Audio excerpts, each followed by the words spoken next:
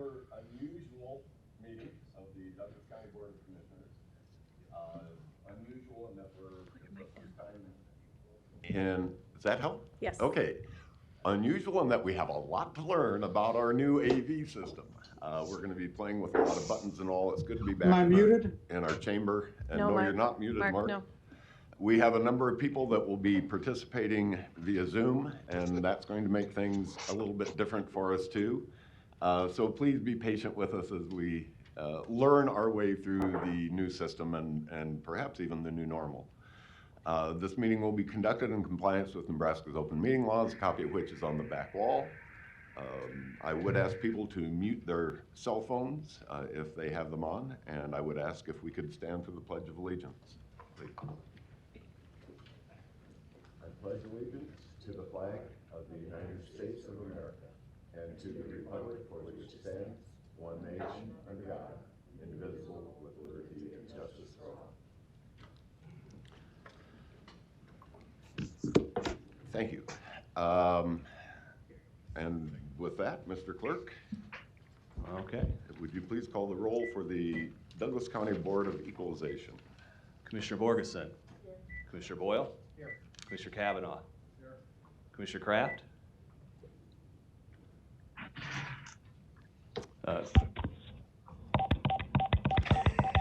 Commissioner Kraft, I do believe I heard you before. He's there. Is that Morse code? All right. Yeah. Well, Commissioner Kraft, I'm going to count you as present because I know you were speaking just before the meeting started. Commissioner Morgan. Here. Commissioner Rogers. Here. Mr. Chair. Here. Thank you. The first item at the Board of Equalization is the approval of the minutes from the April 7th meeting and calling for a meeting for 2 weeks from today's date for the next meeting. What is the will of the board?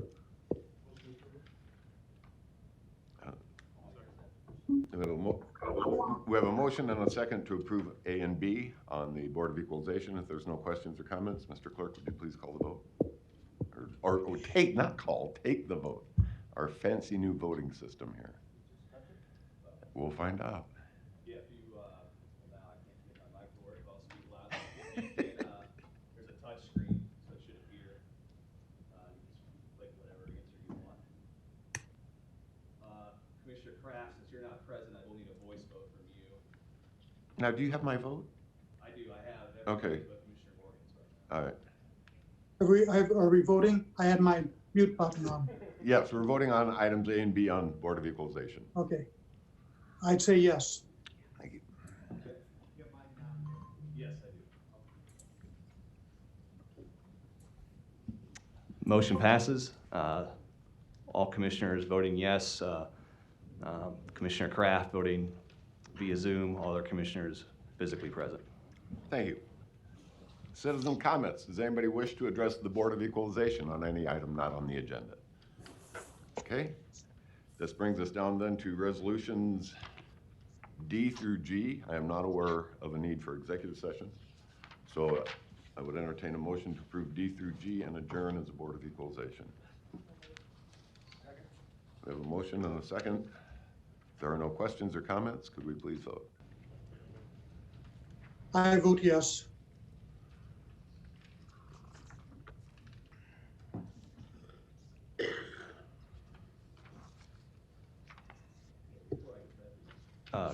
Commissioner Duda, could you clarify for me on the previous vote for A and B? I had Commissioner Boyle for the motion. Who made the second? Commissioner Morgan, thank you. Commissioner Morgan. Okay, on the resolutions to adjourn, motion passes 7-0, 6 voting yes in the room, 1 via Zoom. Thank you. We will now convene as the Douglas County Board of Commissioners. Could we please have the roll call? Commissioner Borgeson? Here. Commissioner Boyle? Here. Commissioner Kavanaugh? Here.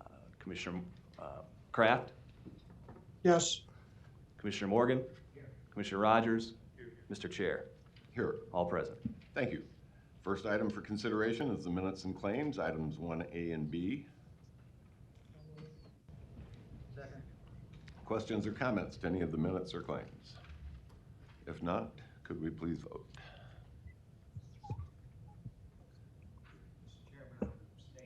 I vote yes. All right, Commissioner Morgan will be abstaining because there's a check written out to his company in there.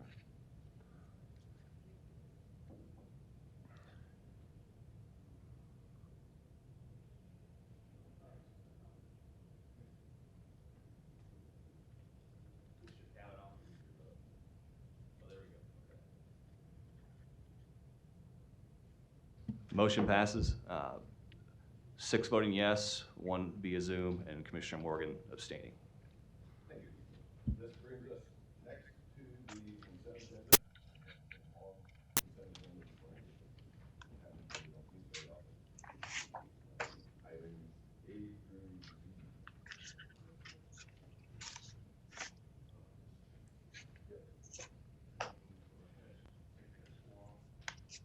All right. All right. We will be withdrawing S4 from the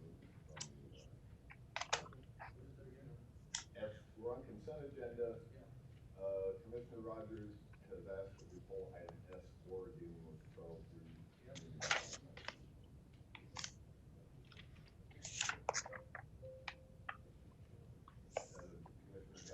I'm still waiting for a second for the motion. I'll make a second. Thank you. Commissioner Kavanaugh. I ask that item R be pulled. Okay. And did we skip over citizens' comments? We aren't there yet. Okay, I thought we were at the. We're on consent. Citizen comments is later in the agenda. Yes, okay, I got you. So you would like item R pulled from the consent agenda, correct? Yes. All right. Any other items that anybody would like pulled for individual discussion? Questions?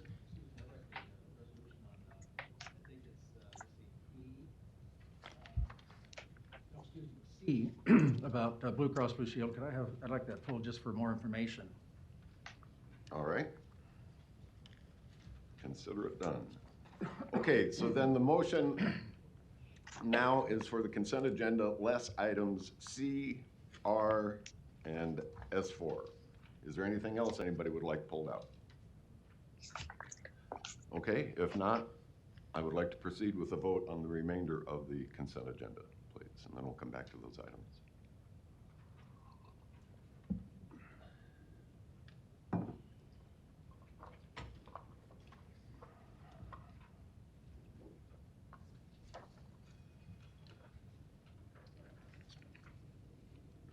I vote yes.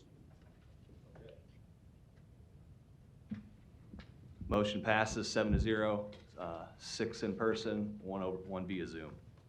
Thank you. We'll come back now in the order that things were pulled. The first being S4, an amendment with Charles Drew Community Mental Health Center regarding WIC Supplemental Nutrition Program fund increase. Would anybody like to make a motion to approve that? All right, we have a motion and a second for item S4. Questions or comments? Commissioner Rogers is on the board of Charles Drew and therefore will be abstaining from this vote. Could we go ahead and please vote? All right. I vote yes.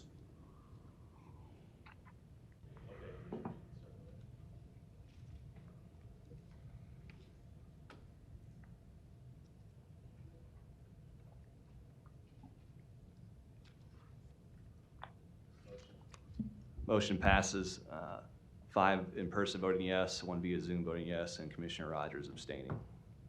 Thank you. This brings us back next to item R, the resolution approving the Omaha Douglas Public Building Commission sale and final terms of the $109,440,000 Series 2020 bonds, 2020B bonds of the Omaha Public Douglas Building Commission. All we are doing on this is accepting the terms of the sale. The sale was made a week ago. All approvals for this sale have been made long ago, long before the lawsuit and everything. This is simply ratifying and accepting the terms of the sale that occurred last week. We have a motion and a second. Questions or comments? Again, I'm kind of new at this system. I don't see a light, but I kind of. I don't know. I understand. Commissioner Kavanaugh. Thank you. Yes, this is the long, I cannot hear Commissioner Kavanaugh. We're, we're still. Yeah, I learning- understand. Yeah, this is Learning our new to all system. of us. So is that better? Yes. Much better. Okay. So this is the bond issue, property tax hike that I have long opposed to construct the kids' jail downtown. It comes to us, kind of without any public discussion. Again, the bond issue kind of snuck through last week. We understand now the obligation for us is in the hundreds of millions of dollars over the next couple of decades. And it's interesting that it, occurs at this moment without any really involvement of the public since the commencement of the lawsuit, which actually resulted in savings on the bond issue relative to the interest rate coming down over the last year rather than an increase in the cost of the bond issue as some had predicted. But in the meantime, the Building Commission has suffered a downgrade in their bond rating by Moody's so that the people who issue these bonds recognize that the stability of the institutions backing these bonds up has been compromised for a variety of reasons. Long story short, this was a bad idea when the economy was booming. It's a horrible idea now that the bottom has fallen out. This is like getting laid off and going out and buying a Ferrari that you don't need. And this is the gift that will keep on taking from us during this period of austerity when all government revenues are going down. So the only alternative going forward will be additional property tax increases. The people who vote for this are giving you another long-term property tax increase. Make no mistake about it. Today's vote is doubling down on the property tax increase voted by my colleagues earlier in this year. Same day they gave themselves a salary increase. And this will result in additional property tax increases to each and every property taxpayer in Douglas County. Like I said, this is a bad idea when the economy was booming. It's an unnecessary no bid, no vote construction scheme. It's a horrible idea now that the bottom has fallen out of the economy. And the people who vote for this should be held accountable. I think that we have heard from most citizens in opposition to this. It's widely unpopular in the community, and yet it's going forward in spite of the public sentiment. So next week when we have an election, I hope that people take that into account because this is a democracy and we have the right to choose our leaders. We're Americans. We should exercise our rights. And I think that this is a classic example of government gone wrong, particularly in this COVID-19 crisis, where we should be tightening our belts and providing essential services, not building no bid, no vote construction projects that we don't need. So I'm going to vote no on this, and I want everybody to watch carefully how the vote goes because this is a vote on continued property tax increases. And may I speak? Commissioner Kraft. Yes. Commissioner Kavanaugh, we know you're angry. And we know you're disappointed because you did not win and you feel you have to win everything. But you cannot antagonize and persuade at the same time. I'm curious, in the last few minutes, how many times did you repeat the same thing? Multiple times. I do believe we can all hear. Now, as I said, and I'll repeat this only once, you're angry. When you're angry, you become a drama queen. I just don't understand why you think we did not have public hearings on this. Had this got proceeded as it had intended to, your arguments today would be mute because A, we would have had a better tax rate, the bond rating would have been better, and we would already be proceeding, and the cost of construction would be less. So you are so off base as you were with your initial arguments. I don't understand why you think we did not have public hearings on this. Had this got proceeded as it had intended to, your arguments today would be mute because A, we would have had a better tax rate, the bond rating would have been better, and we would already be proceeding, and the cost of construction would be less. So you are so off base as you were with your initial arguments. I don't understand why you think we did not have public. Thank you, Commissioner Kraft. Are you through? Thank you, Commissioner Kraft. I would remind the board and people watching that the question before us is not whether or not to issue the bonds. Those questions have been voted on numerous times, and that's what brought us to this point. Those decisions were made long ago. The only question facing us now is, do we accept the terms of the sale, the interest rates and the particulars of the bond sale that occurred last week? This is not supposed to be a debate about should we be issuing the bonds. That is not the question before us today. Anybody else want to speak to item R before we vote? Please don't assume I see your light on requesting to speak. Not that good yet. Commissioner Boyle. Well, I do want to speak. I think as usual, in the past, I still have a lot of questions. In the last few days, the last week, I've been asking questions, and I've got a whole series of emails here, but I am going to just read a couple of them because I have questions about am I still on? Yes. Okay. I have questions about the space for the public defender and the county attorney. And so I had a telephone meeting last week, and it kind of turned into a shouting before it was over. But anyway, what I asked about was what has been I asked both the county attorney and the public defender, and I believe I have an answer now from the public defender. But I was asking about what the space was 20 years ago and what it is today, to try to get some kind of an indication of what direction the number's going, so that we make sure we plan adequately for those offices, for starters. And I'll just give you a little bit here. It says, this is from, let's see, Bruce Carpenter, who's with HDR. I did talk to Don Klein. He said over 20 years, his staff went from 78 to 123. If I remember correctly, I'll take his word for it. What has been happening in office space planning over that same period is a reduction of space. Let's see, a reduction of space, wait a minute, per person. Say an average of 250 square feet to 200 square feet and so forth. And technology allows people to work from anywhere, all that sort of thing. And he brought up the first virtual argument in the U.S. Supreme Court was held today. Well, I guess that's supposed to influence the space. But anyway,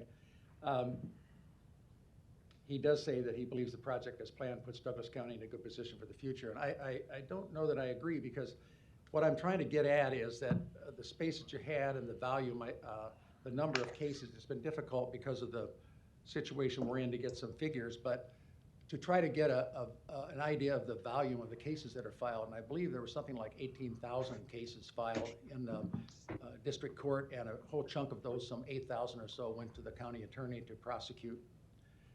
Okay, so then we turn to another issue. So I still have questions about whether or not the space is adequate. I heard they're planning 8-foot-high cubicles for people to work. I'm not sure that's really what we should be doing in this day and age. It seems like much more of it is wide open, but of course with the lawyer's office, it's difficult. There needs to be spaces that are private for people who need to talk in private to their attorney and so forth. So that all needs to be worked out somewhere. I'm still unsettled as to the number of the size of the building. I feel like my major problem is that I feel like with the county attorney and the public defender, with the things that have changed, and maybe the way they really were, is that they're trying to fit the offices into the building, and that we're not planning a building that is going to be large enough for any kind of growth. And anyone who's familiar with Douglas County and its financing knows, I was told, well, you can add a couple more floors. That is not going to happen because we don't have the kind of resources that we have millions sitting around where we can go out and say, okay, let's add a couple more buildings for $40 million, a couple more floors for $40 million. We would have Don Klein in the same position he's in today, and that is where he has five offices around the area, and we're paying rent on those offices.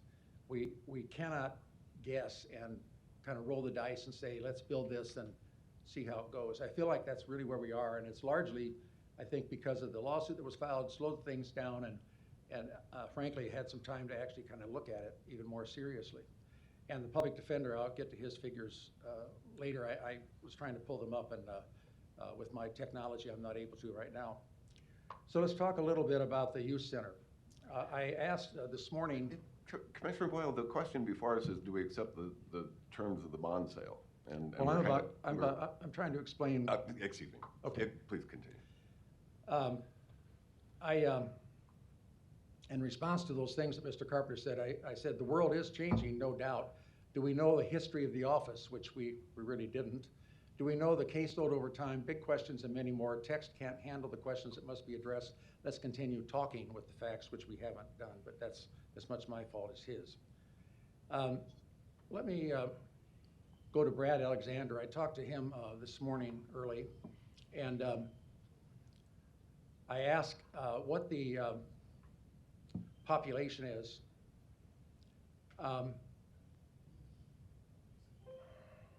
He told me that the count this morning is 82 young people in the youth center.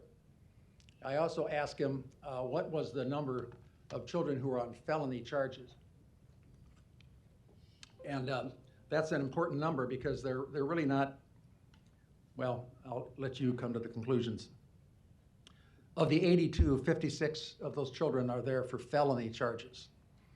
The rest are probation violators. Now, this is something I brought up so many times, that children who come from either living by themselves or very loose parental controls, whatever the problem may be, is that they have a violation of probation. They don't pay attention to when they're supposed to be back. So now we have about 30-some children who are on a violation of probation, which we need to figure out because that just sends them right into a tunnel of death. They're heading for the big house, the big one.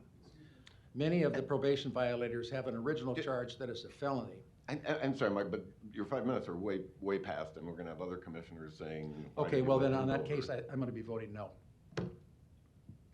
All right. Would anybody else like to address this board about accepting the terms of the bond sale?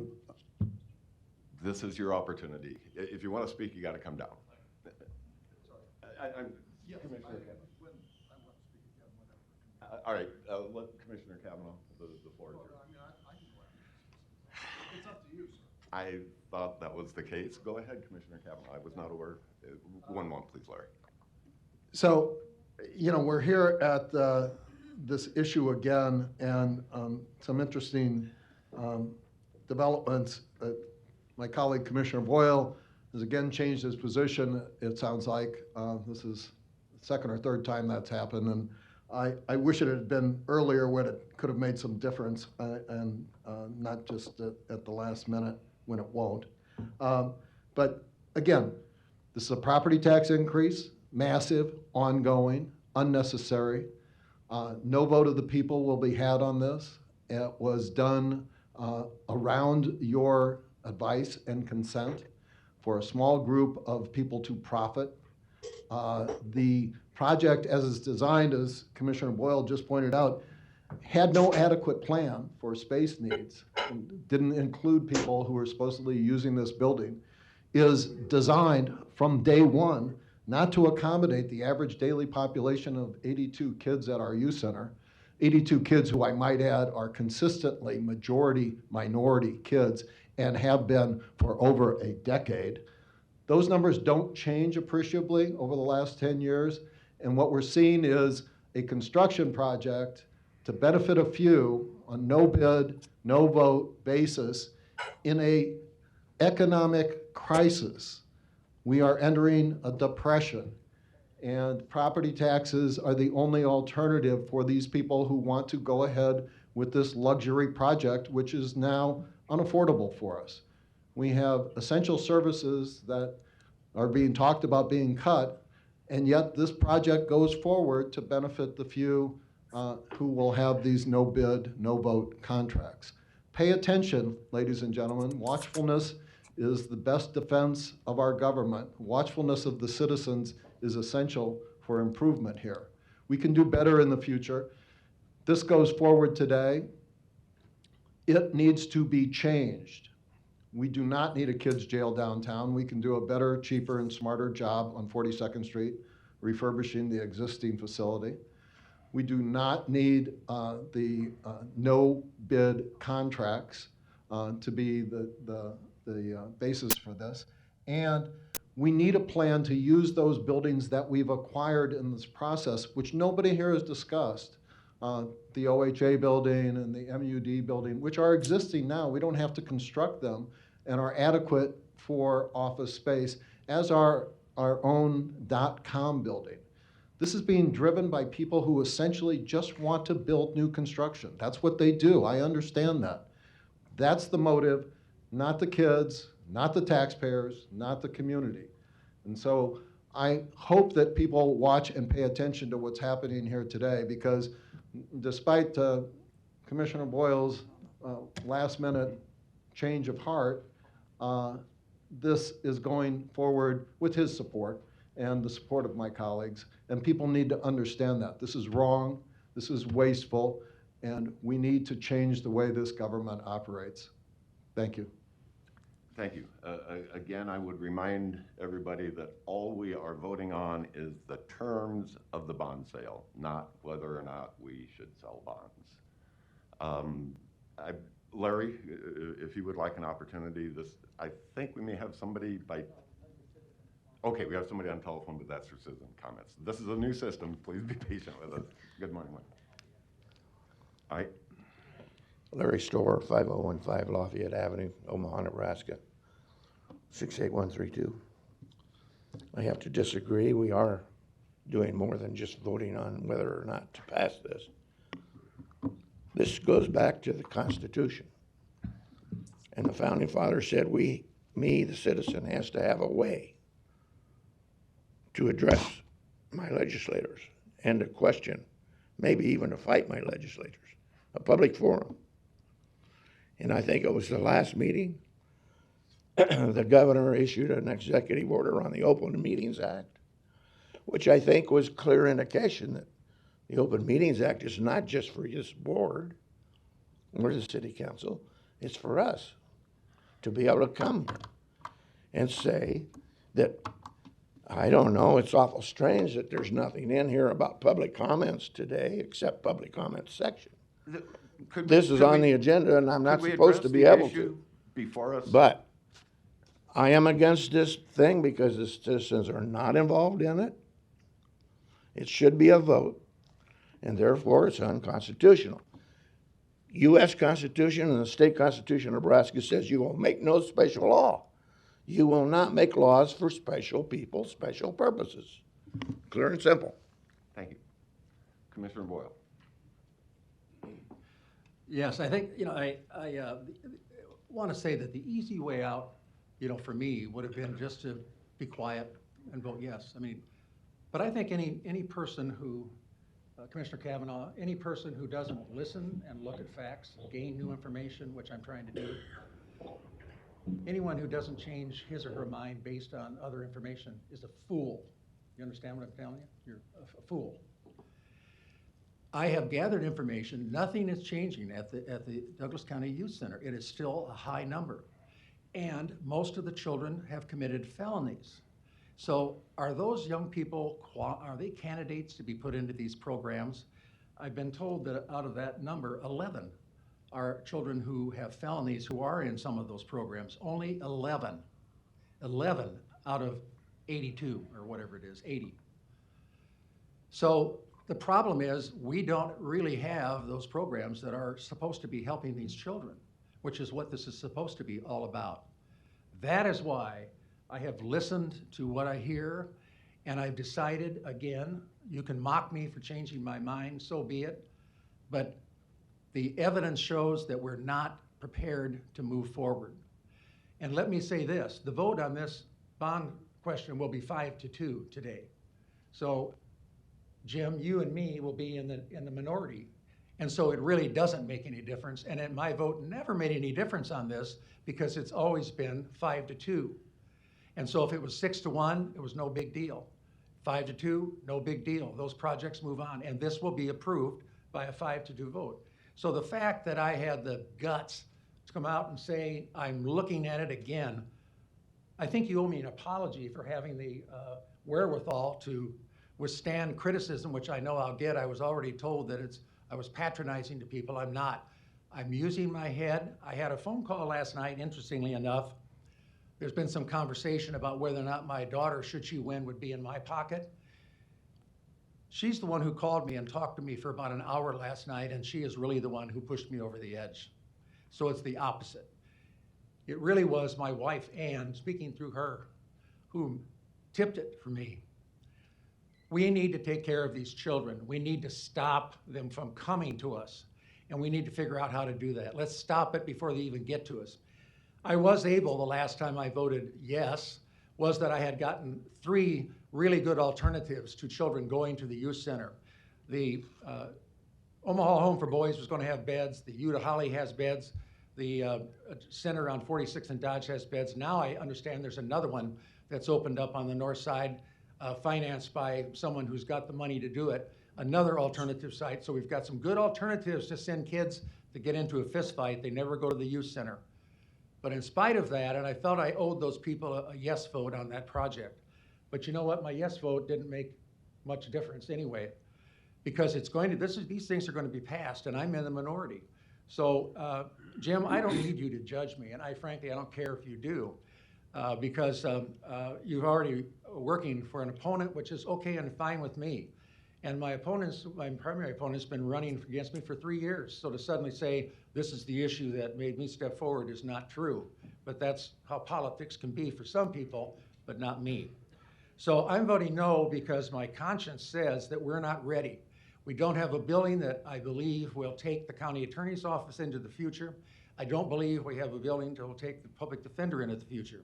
And lastly, I'm not convinced that we have the programs in place that we're able to get 80 children out of a facility where we started out with 46 beds, it got doubled to 64 or whatever it is, and there's talk of even more beds.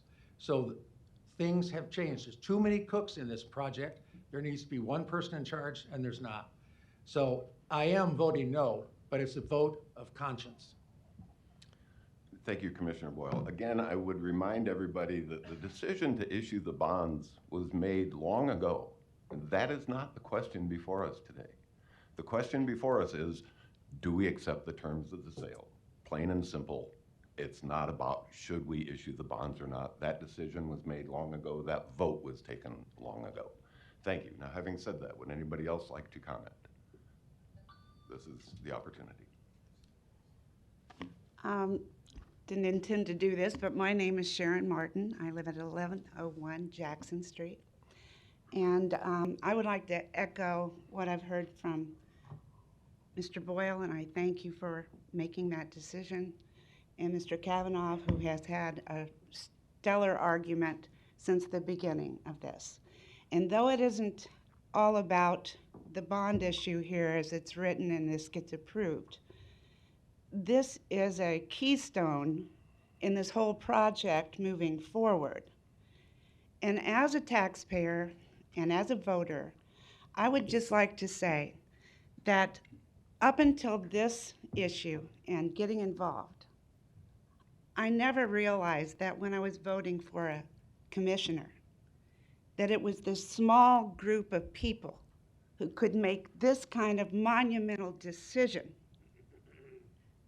behind closed doors for most of the whole issue, yes, this has been in place a long time, without people really understanding what it was the catalyst to have happen with the youth center. I studied this Chin report from cover to cover. I have written, I have spoken about it.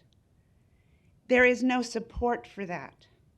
And yet, this is a step right into having the approval that Mr. Boyle just spoke about. I would say, with all that I can say, that this is a wrong decision to invest this kind of money in a project that needs to be done. The Chin study totally advocated for the need for space for the courts. We need to have ways to get these cases tried and covered and have kids, whether they're in serious problems or whether they're there for alternative reasons, they're incarcerated youth. I'm an educator, a mother, a taxpayer. I just want to say, this needs to be examined. And our money right now, as Mr. Kavanaugh has said, if you pay attention, and I think most anybody in this room does, we can't waste money, especially when it's empty returns on a project that ultimately involves this youth center. Thank you. Thank you, Sharon. Would anybody else like to speak to the accepting the terms of the bond sale? This is your opportunity.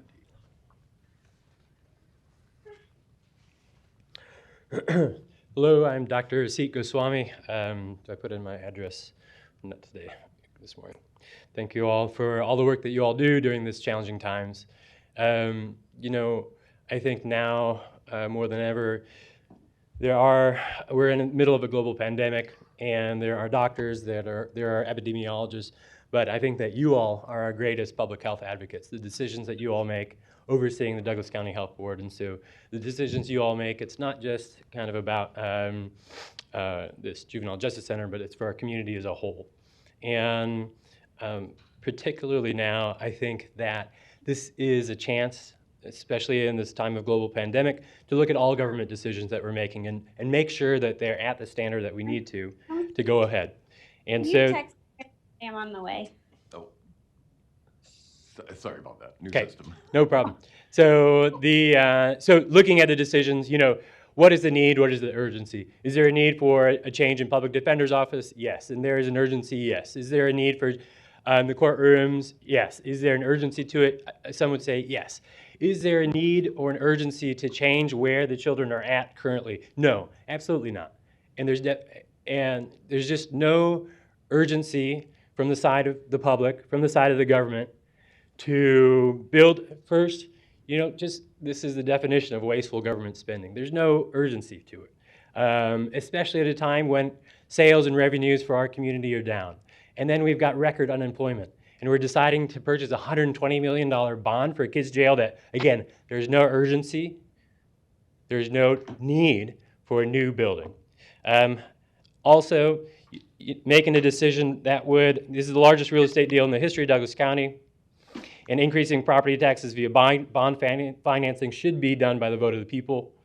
In addition, I've spoken to many families involved with juvenile justice and frontline workers involved with juvenile justice, and they say they were not invited to the table, to the stakeholder table.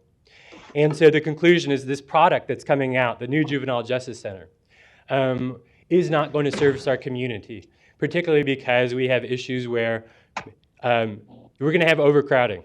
Just like we do down in the prisons, the adult prisons, you all are making a plan currently to cause overcrowding if you're going to go forward with this. And then we're going to have to deal with a new problem. Finally, there are alternatives. Looking at the MUD building, looking at the OHA building. The judges can, and the lawyers' quarters could be shifted over there urgently. It could be done. And then the final point is that green construction versus new construction is the environmental way to go. We're dealing with a global pandemic right now, but impending is also a climate crisis. And so every government decision should be looked at through that lens and seeing what is the most environmental decision. The board and the city of Omaha loves to create new construction for each new idea. However, we should look at the buildings that we have and see about renovation. Again, I thank you all for your time and your service to our community, and this has got to be really challenging to deal with, but just take the opportunities. Although, as you say, some decision was made last week, these are big things, $120 million for our community that you're locking us into for the next 30 years. This is an opportunity to take the time to just take a look and see if it's meeting the standards of good governance. Thank you all. Thank you, Dr. Swan. Good morning. Good morning, Luis Jimenez, 3306 Birch Street. I'm not sure if I'm going to be convincing anybody today, but I do oppose the terms, and that's precisely why people oppose this, Mr. Poe, is the terms, which is you're going to cut the check to go to the nonprofit, and that's where the decisions are going to be made. Another point that I have is the building. Are you guys going to be using the thermal energy? The county has built other buildings using thermal energy. The answer to that is no, but the question before us is, do we accept the terms of the bond sale? And I would really prefer if we could focus the discussion in that direction. Like I said, we don't have enough information to understand how this building's going to operate and all those other But fine that's not the details. issue before us today. This is simply about the $114 million bond sale at 3.23% interest. Are we okay with the terms that the bonds were sold at last? Well, I think another question is, are you just going to give people time to speak their minds on this issue? Thank you, Mr. Chair. Thank you.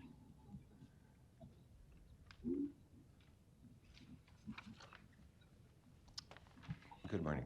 Good morning. This is Maria Fernandez, 1101 Jackson Street.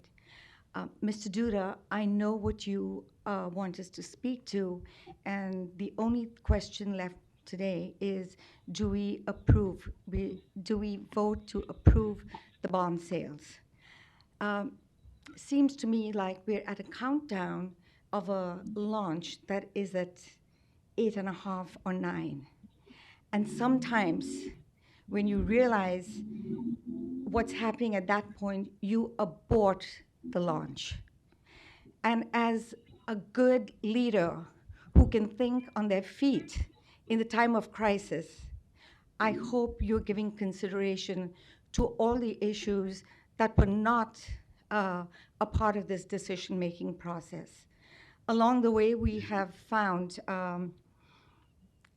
there are two sides that disagreed as to whether it was necessary, where it should be built, where it shouldn't be built. Right now, we have a lot more concerns in our community that do not include building new courthouses, new jails, et cetera, et cetera. Give it a little time, and if this is how it should be, maybe it'll go on. And consider in your new considerations allowing the people to vote on it, not just a few of us to come up here and speak once a week or once a month. Thank you for your time. Thank you.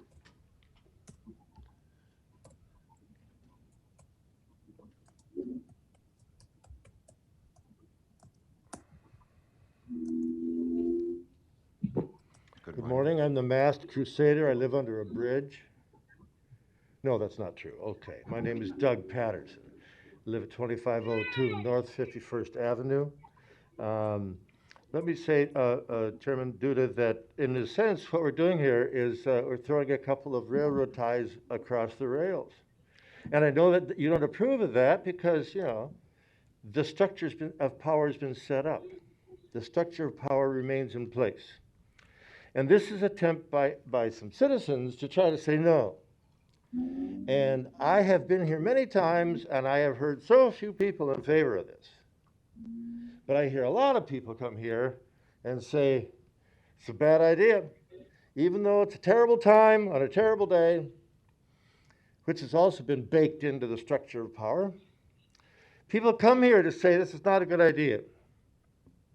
Look, Omaha is a divided city by race, as are all cities in the United States. This goes back 500 or so years. So I don't want to hear a lot of sadness about the fact that we're locking up black kids. We've been locking up black kids, black people, as part of the power structure in the United States for 400 years. That's what we do. That's what white people do. The systems of economic privilege and disadvantage that we build means that we need a lot of cops to take care of those trouble spots. And so we lock it up. That's old. That goes. So I don't want to hear about, oh, we're going to deal with racism. No way. No way whatsoever. As soon as I heard the amount of money, $120 million, I said, this is going to be run by the rich white guys, the 8 rich white guys who run Omaha. As soon as there's $120 million in place, they're going to collect like maggots. And that's what they've done. Take advantage of this situation to be able to make a lot of money. So this is just another railroad tie across the tracks of the train that is steaming in place and steaming down our throats. Let me say this too as a final comment. We're going into a depression. We're not going into a recession. We're going into a depression. A depression. You know what's going to happen in a depression? We're going to lock up more black people. We're going to lock up more brown people. And that's been the objective of this particular process, to how to lock up people, or how to process them, or how to put them through various attorney systems, and how to put them through various jail systems. The Justice Department of the United States is the 8 rich white guys. It's just us. It's for them, with a catastrophic economic culture that will not allow people of color to participate. It's been that way for 400 years. It's going to stay that way. So let's not pretend that we're doing anything other than maintaining that disreputable structure. Sorry for the railroad tie. Thank you. May I say something, Claire? Commissioner Kraft. Yes. People seem to be missing, at least I think they are, that 90 million of this is for a very necessary courthouse.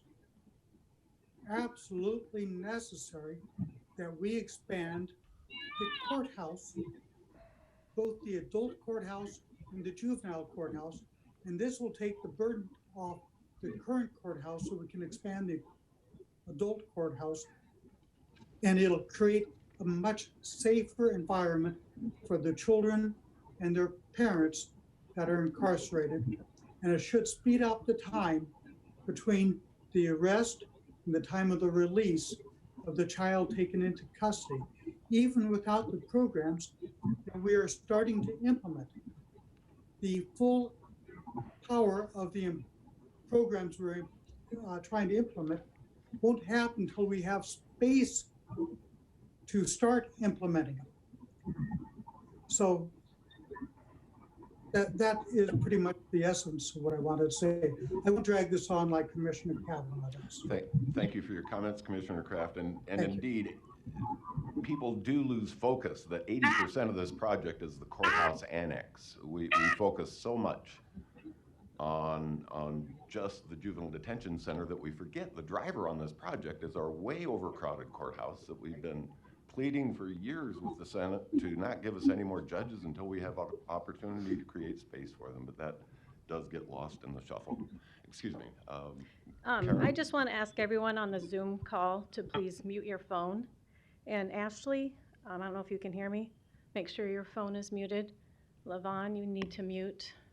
We're getting a lot of feedback. I just want to make sure everyone is muted. Thank you. Thank you. Appreciate that, Karen. Okay, who else would like to speak? Good morning. Good morning. My name is Joe DiCostanzo, and I live at 2330 North 66th Street. I would like to voice my concern about the bond purchase here, or at least the approving of the terms. I've had an opportunity to speak to thousands of my neighbors, and there is very much a real concern about the economic impact that COVID-19 is having and the property tax increase that is going to follow. And I know a couple of you guys have already mentioned that this is baked. It's going to be 5-2, whatever the case is. I'm here to speak for the people and my neighbors and my community that overwhelmingly there is an opposition to this property tax increase, and there is also a question about specifics and details about the programming that is going to reduce the amount of kids in juvenile detention. So again, baked into the cake, but that's still not going to stop me from speaking out to say there is a real concern about this property tax increase and the economic impact that not only it is going to have, but what COVID has done or will do to our financial future. Thank you. Thank you, Joe. Good morning. Good morning. My name is Tyler Wilson. I live at 3860 Dodge Street. It's been a while since I've been up here. I hope all of you missed me. But I would like to point out, because you say that many people lose focus on this project, everything that we say up here is public record. So I would challenge you to go back over what it's been, a year and a half, almost 2 years that we've been doing this. Find one time any one of us has said we don't want a courthouse expansion. How often have we heard it called a kiddie jail, a cell block? It's all about the 'Cause guess kiddie what? jail. It's 80%, excuse me. I thought you weren't 80%? supposed to comment back to me. I thought that was the big thing we've heard for 2 years, is that you couldn't respond back. So now's your time to not respond back, Mr. Duda. Thank you. This project has been going down the path and going down the path and going down the path for a long time. And we've been up here and we've gone over every detail and we've repeated ourselves 1,000,001 times. I know. Not to sound rude, but I think you're getting more gray hair just from me talking to you. And I get that we pound this over the head and we pound this over the head, but the problem is you are elected to represent the people. And this entire project, you have not done that. You have failed us on that. Instead, we use a no-bid process to use contractors and project managers that have donated to your campaigns. And we don't even bother to incorporate previously incarcerated youth, people from the legal department in terms of our police officers or people within the youth center. We don't bother to hold any sort of transparency or accountability on any of this. Let's be honest. The only reason the private 501c3 agreed to the Open Meetings Act is because we pressed it and we pressed it and we pressed it. If we wouldn't have been here and we wouldn't have been pressing these issues, this whole project would have been behind closed doors and it would have been done a long time ago like it was supposed to be. But we're not there. And now we're in the midst of a global pandemic, which makes this even worse. And we're discussing a $109 million bond issue when the Douglas County Health Center on the Douglas County website is asking for donations to help their residents. We have the highest unemployment levels we've seen ever. I'm only 22 years old, and it's never been this high in my entire life. And we're here talking about a $109 million bond issue when we should be talking about what we need to do to help our community survive this pandemic. Mr. Duda yourself quoted that if there's any citizen in Douglas County that needs assistance, call. Well, I'm calling. Telling you, help the citizens of Douglas County before you put your own interests and the interests of big corporations before the rest of us. Because the last time I checked, it's been the same faces that are up here telling you over and over and over again that this project is a bad idea. But yet, for some reason, the blinders go on and the earplugs go in and no one listens. We had to pull teeth from Mr. Boyle and he finally voted no. Thank you. Mr. Kavanaugh has been on the right side of this since we started. But Commissioner Morgan, Commissioner Rogers, Commissioner Kraft, Commissioner Duda, and Commissioner Borgeson, I don't know what path y'all are on, but it's not the right one. It's not the straight and narrow, that's for sure. So just do what I've been preaching and preaching and preaching for almost 2 years now. Don't move forward with this project. No one is saying we don't need a courthouse expansion. Mr. Boyle can probably remember, I flat out said, I want to see what these offices are like. I want to see what they're going through. And he took me down there. And guess what? When we have 4 legal aides sharing one phone in the broom closet of an office space, it's pretty apparent that we probably should get them adequate space. No one is saying that that's not needed, but we're saying that there's a right way to do it. And what you're doing right now is not the right way to do it, and you need to change it. And you need to change it now. Thank you. Thank you. Would anybody else like to address this board?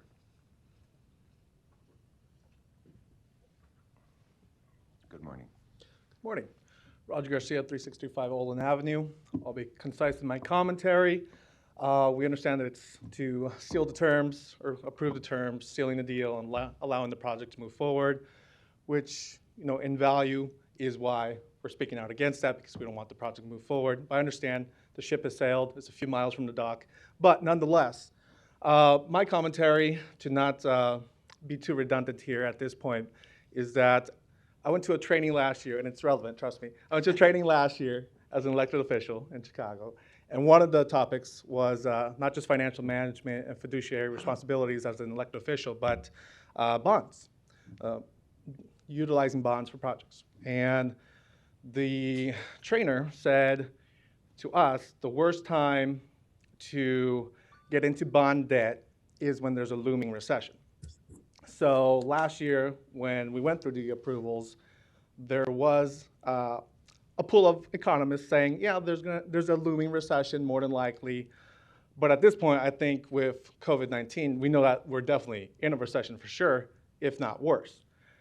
And so with that in mind, I would say that there's even more reason to see if there's a way to pause, if not completely go out of this project, bring the ship back to the dock, and really think about what is needed in regards to our funding and how to use our revenue at Douglas County. Because one of the trainer said, when you're in debt with bonds and other debtors, and your revenue goes down because of a recession, you're gonna pay your debtors first and then fund your departments.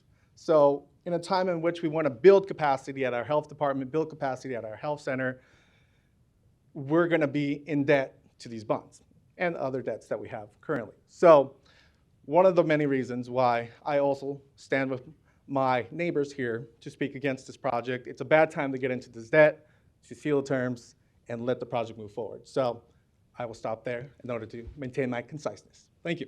Thank you, Roger. Would anybody else like to share any comments with this board before we vote? Okay, Mike. I sent a text to Mr. Cohen, who's the fellow. Would you come down, please, Paul? Paul is the executive director of the Omaha Douglas Public Building Commission, and I sent him a text that said, Paul, I want to go back to the Building Commission to ask that we set aside the youth center and build only a courthouse. Excuse me. And I'll tell you why. I mean, very shortly, we need the courthouse. I think there's support for it. Unfortunately, we used, the Building Commission, and I'm a member of it now. I'm the one who pushed for a courthouse and talked to Commissioner Borgeson when she was chair. We got to build a courthouse, got to build. And then the juvenile center got put in there and it's been controversial to say the least. But I think there's support for the courthouse. And of course, using the Building Commission, there's no public vote. This building was built without a public vote. And there's some beautiful buildings that I was just talking to some folks here about it, that the other buildings that have been built by public, like at the Metro in South Omaha, the new automotive operation was no vote of the people, no vote at all. But they have a mechanism to do that.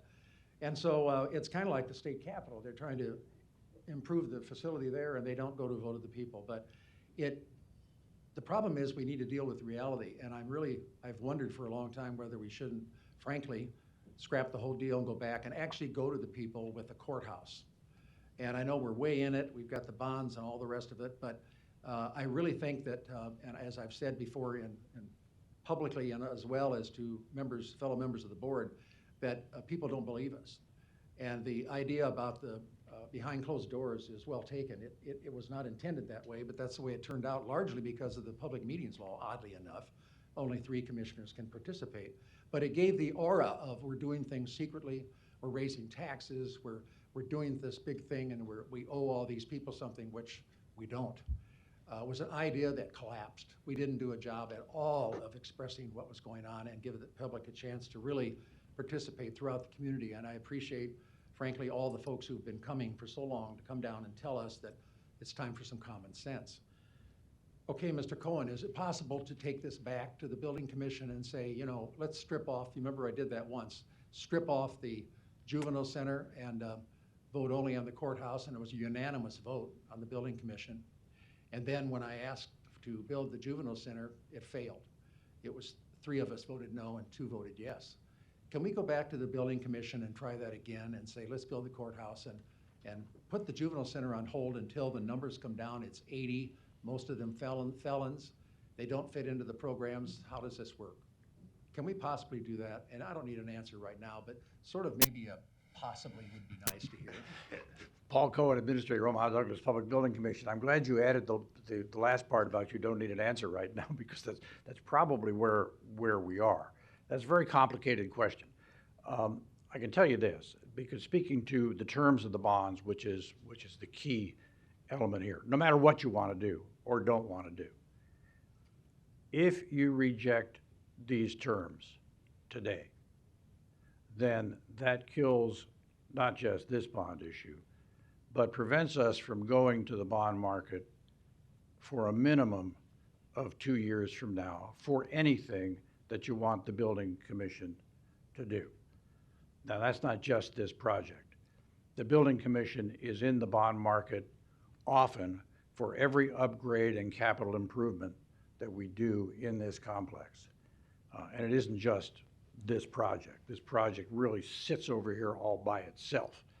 So anything that comes up that needs doing in the capital improvement program that can't be funded from our levy that requires bond, we would be stopped. Why is that? Because we're already downgraded as a relatively undependable seller since we had to stop the last issue because of the lawsuit that eventually we prevailed. But that cost us that. I've heard the comment about lower interest rate on this bond. That's not true. The interest rate is actually a hair higher than it was in July when we issued those, we're going to issue those bonds. So the short answer to your question is anything is possible. And I think in the course of going forward, we can look at the plans and the program. But remember that the bond documents that you all approved and that the City Council approved and the Building Commission approved, we said the purpose of the bond was to build what we're talking about, courthouse and a youth center. So to change that, there would have to be some compelling reason to come back through the same process and get those documents changed. That is possible to do. Let me ask you, what would happen if we go ahead and maybe do we go ahead and start on the courthouse with the idea that we might build the juvenile center there. So we do the courthouse first, and then there's a consensus that we don't build it there, that we do something else, or that we do build it there and it's adequate, because the number of children in our facility do not qualify for the kind of thing we're supposed to be building. What would happen if we built the courthouse first and then gave some more time to figure out what in the world we're supposed to be doing with this juvenile center or where it should be placed? Yeah, that's a policy decision, Commissioner, that I'm not at liberty to comment on. That's but as far as I was well curious above about, my pay grade. I was curious about whether the bonds could be issued and then we would start on the courthouse and the juvenile center would not be started right away. As I understand it, and council's here can come and slap me on the back of the head if I say it He's wrong. wearing a mask. But as I understand it, because we weighed this question, as I understand it, as long as we have the intent to do what the bond documents say we intend to do, we're just fine. Okay, that's great. That's what I wanted to hear then. I don't know whether we'll be able to convince other people, but I think we ought to start on that and start the courthouse and do a tentative start, whatever that is, on the juvenile center, and then really discuss it and involve the people and go from there. Thank you very much. I appreciate that. Thank you, Mr. Cohen. Thank you, Commissioner. Thank you, Paul. Commissioner Morgan. I just want to be certain of a couple of things. We hear a lot of misinformation, and again this morning. And I try to refrain from saying it, but I want to repeat what was said. They keep calling the kiddie jail that's costing over $100 million. We also heard that we're at lower interest rates because of that lawsuit that was brought, as Commissioner Kavanaugh said. I just heard you say, which I had looked at the rate with Joe Lorenz, the rate is higher today by that lawsuit going forward after we had sold the bonds. And I want to be certain I'm accurate. I greatly appreciate what you do as a building commission person and looking at all this. Is that an accurate statement, what you said? That is accurate. We sold the bonds this summer at Bruce, help me here, 3.183. We sold the bonds this summer at 3.183. I remember that number because it was on my birthday. We sold these at 3.21. The rating was AA little a, AA little a on Standard & Poor's. Moody's rated us one notch lower than the city because of the wording in the documents that caused them some concern about the county's, you'll love this, about the county's willingness to pay their share of the bond, even though it was an obligation of the county. And the reason for that was Moody's got stung on a similar bond issue that was not guaranteed somewhere else, and they downgraded everybody the same way. Our bond rating is based primarily on the best bond rating between the city and the county, even though the one thing has nothing to do with the other. That's how Moody's rates us. So yes, we were notched one below. We were not notched any lower with this bond than we were at the one in July, if that clarifies your question. Okay, that clarifies that, so we have the fact on that accurately. The second thing is, we're talking about a mill levy increase. That's already happened last year by this board voting, expecting that we were selling the bonds. And Joe Lorenz, if he wants to come up and you want to refrain from answering that, but this board took that action in lieu of the fact that we were going forward with the bonds when we set the mill levy. And Joe, if I'm stating it incorrectly, I'd appreciate it maybe you go up or answer that, or Paul could. I prefer for the record that I'm he do. doing this because of the misinformation that we're causing a mill levy increase. That's already happened. Correct me, please. Joe Lorenz, County Finance Director. When last year, we increased the levy by 1.5 cents and have all that money segregated into a separate fund for this project. So that's been had, and the way these bonds are being sold, there will be no principal payment on them till May 2024. And the annual interest payment will be about $3.9 million a year. So the penny and a half is more than sufficient to cover, about $3.9 million a year. So the penny and a half is more than sufficient to cover, about $3.9 million a year. So the penny and a half. There's an echo in here. Sorry about that. I was trying to get the screen up, but apparently that causes an echo. So. So, Joe, if I'm stating it correctly, and as I've told you priorly, I want you to always disagree with me when you can, which probably may be often, but the mill levy was passed last year for this bond. So when the statement's made, again, by Commissioner Kavanaugh, that this vote is causing us to increase the mill levy, that was done last year. Am I correct? That's correct, and there is no plan in the foreseeable future to increase the mill levy again because of this project.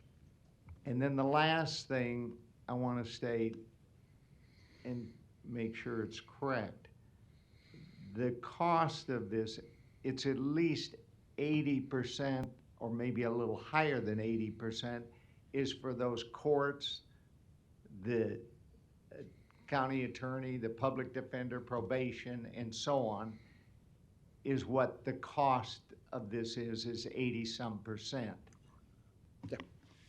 And I also know, and many commissioners were there in Fort Omaha, and we attended those open meetings in South Omaha, West Omaha, but especially I remember in North Omaha the evening when we had the meeting.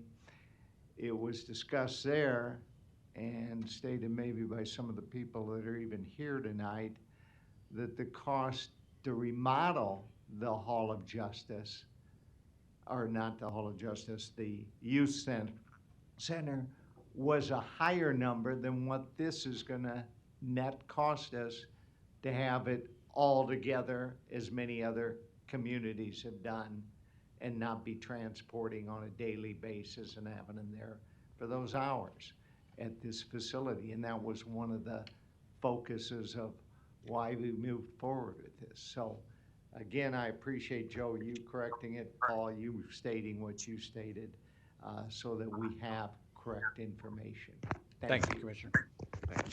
Commissioner Kavanaugh.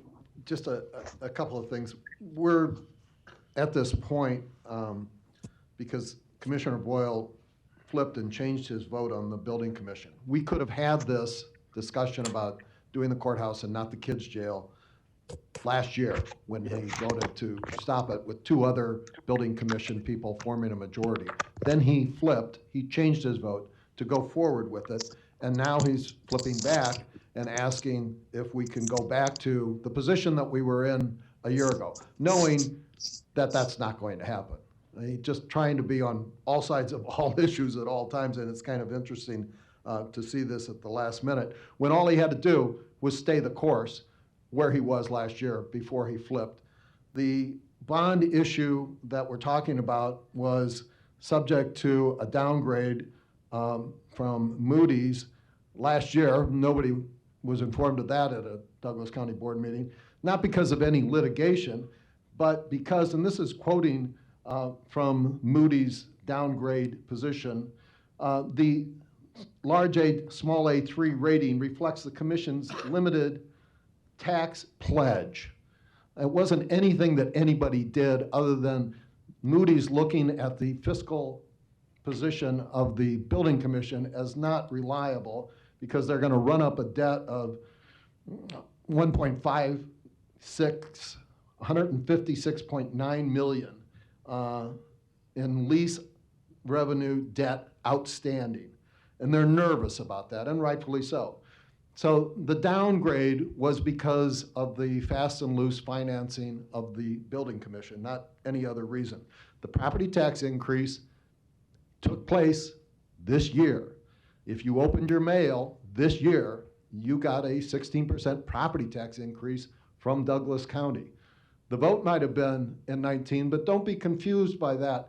The bill came due this year.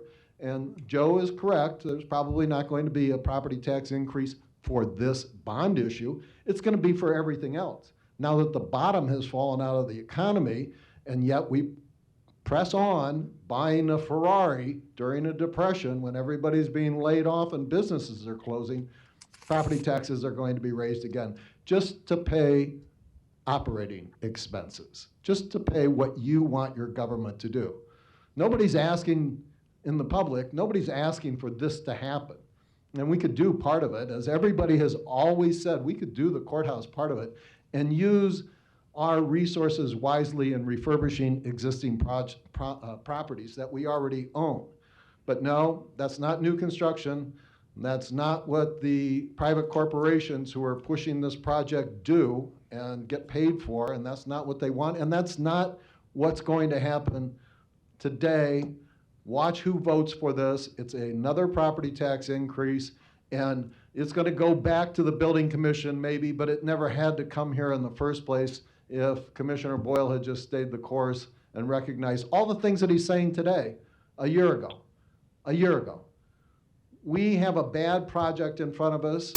we are going to change it going forward because it is wasteful and it is wrong and it's not going to work. The police union, of all people, has come out against the kids' jail, recognizing that it's an inadequate facility, but it's new construction. It's a no-bid contract that you don't get to vote on. So it's all good with the private corporation, which was established under the aegis of the Building Commission so that you would not have open meetings and open records regulations. So you wouldn't have input. And these phony town halls that Mr. Morgan refers to had a handful of people, most of which worked for the county and the Building Commission, while the citizens' town halls on the same topic held all over the city, which Commissioner Morgan was unable to attend for some reason, had hundreds and hundreds of people. This facility, the legislative chambers, has been filled repeatedly with opponents to this project. Never has there been anybody who's come forward who's not paid to talk in favor of this project to speak in favor of the project. This is wrong. We should stop this. And probably the best way to stop it is twofold. Use the election next week. And secondly, rely on us to come back and refashion this project going forward so that it actually fits the need that we have and not just a wasteful construction deal. Thank you, Commissioner Kavanaugh. Commissioner Borgeson. You don't have, okay. Did anybody else wish to? Commissioner Boyle. Claire, can I speak? In a moment, please. I'm sorry, I'll be very, very quick. The reason that, and Mr. Kavanaugh calls it flopping around, I really don't care what he calls it, but what I've been doing consistently is talking and listening to people who are at the youth center and getting their numbers and who's there and why, and trying to figure this out so that it does work. And that's what I was hoping would happen, but it hasn't. The numbers are still stuck high. We're still arresting way too many African American and brown people, children, and it's not working. We have a young person over there at the youth center that I believe, if my information is correct, I talked a few days ago, who's been there for over 200 days. 200 days locked up. What is that all about? Whoever the judge is and the attorneys involved should be ashamed of themselves. I've been in the courtroom in juvenile court where a judge has asked for a psychiatrist to come in and give an opinion about a child, and instead of that, you have a new state worker sitting there, the caseworker, and she said, oh, I didn't know about that. So the case is postponed for 2 more months. This is what happens. There's so many people involved in the justice system for children that we need to step up and make productive changes so this works a lot better. One of them is that continues to bother me and led to my flip back and forth is that, first of all, when I voted no, we were able to get 3 alternative sites so that children never even go to the youth center. And the boys, as I mentioned earlier, that was the key that said, okay, I should honor that change and do my best and keep listening. Well, I have, and it's not working. So condemn me for changing my mind and looking out after these kids, but that's what the motive is. And the plans that were talked about to remodel other buildings around here, I asked for a second on, or I made the motion, I believe, for funds to look into that. It failed. So Jim and I voted together on that, and we were trying to look at what the alternatives were. We never got the figures.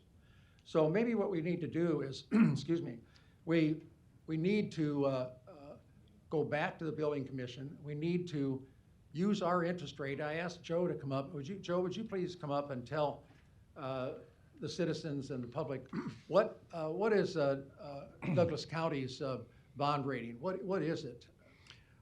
Douglas County has the highest rating from both Moody's and Standard & Poor's. We're a AAA, and what a AAA does with that, it really gives you the financial flexibility that in a time like this, we're going to have to button down the hatches, but because of what our balance sheet looks like, I'm confident, and I've talked to the Finance Committee about this, that we can give direction to the departments and elected offices about buttoning down the hatches, and that I'm fairly confident we can get through this unfortunate situation without having to have a tax increase. And that's what running a conservative balance sheet and having a AAA bond rating allows you to do.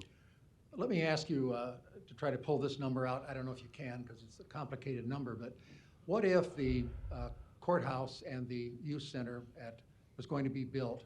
What if we were to finance those bonds through Douglas County as opposed to the building commission? What does that amount to in an annual cost or cost of the project? Well, I'm not sure of the market right now, so I'd ask Bruce Leffler, how many basis points you think a AAA would be worth? Bruce is out in Thanks. the market every day. Thanks, Joe.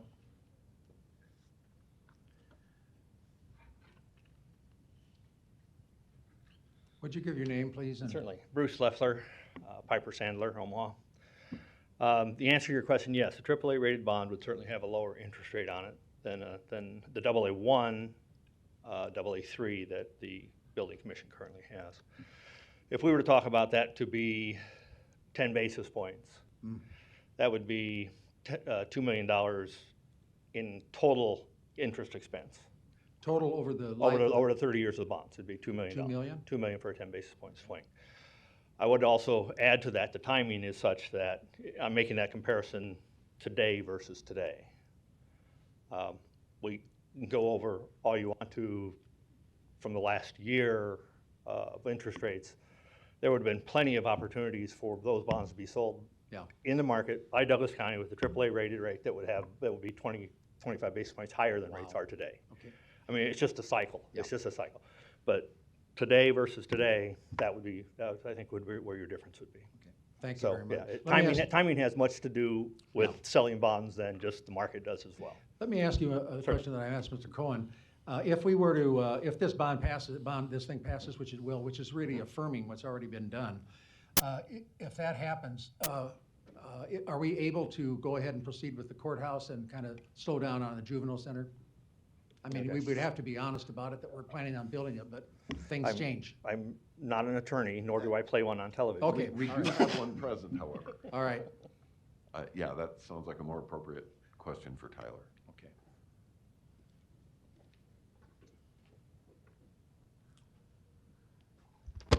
Good morning, Tyler Mullen, Baird Home Law Firm, 1700 Farnham Street.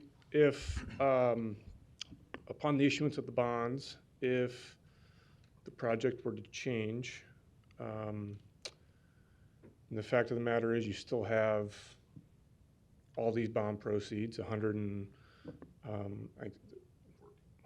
it'll generate 109 million in bonds, will generate, close to $117 million in proceeds. You're still going to have those dollars. 117 million? Well, yeah, these bonds were sold with premium because of the way the big issues tend to have premium. If the building commission, the city, and the county all wanted to revise the supplemental agreement, if they all agreed that a better use of the funds, without, I think I could see how that would work, but today, the supplement agreement that's been entered into for these bonds says that the bond proceeds are going to be used to build the annex and the detention center, and that's the deal as it is today. I mean, you could probably think of a million different situations or factual deviations from that, but Okay, so if we were to start the juvenile center downtown, start it some way, maybe dig a hole, start the center and have good faith that we're going to involve the public and talk about this, and then if the public says this is not a good deal, we could do something different, or if they said, yes, this is a good deal, do it. But we, at the meantime, could be building a courthouse. Is that correct? Well, I mean, if you approve the terms of the bonds today, the project moving forward is to include the detention center. Okay. If all the parties agree later down the road to change, I suppose that's possible. Okay. Thanks a lot. Sure. Thank you, Mr. Mullen.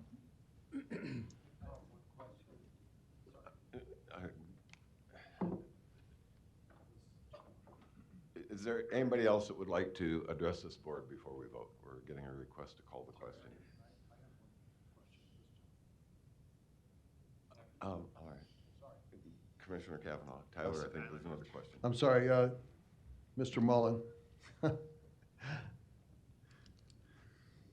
Yes. Thank you.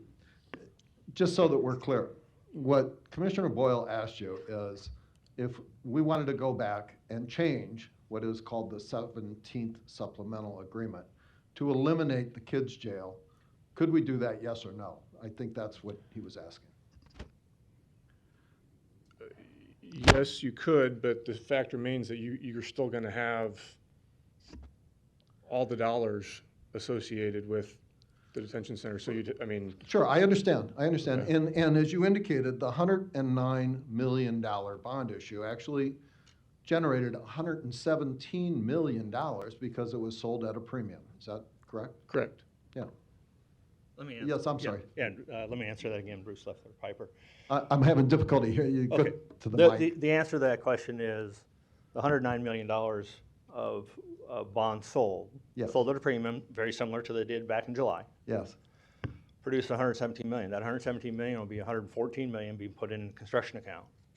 There's a reserve account associated with these bonds that money be set aside and used in necessary emergency situation for the reserve on the debt service and to pay the expenses associated with the bond issue. So those funds are all going to be allocated, but $114 million is what would drove the pricing on this to get that into the account, because that's the amount that was approved. And I appreciate that. Yeah. You know, the basic point is that the 109 sold at a premium of 117, and it's going to be utilized along the ways, the lines that you're talking about.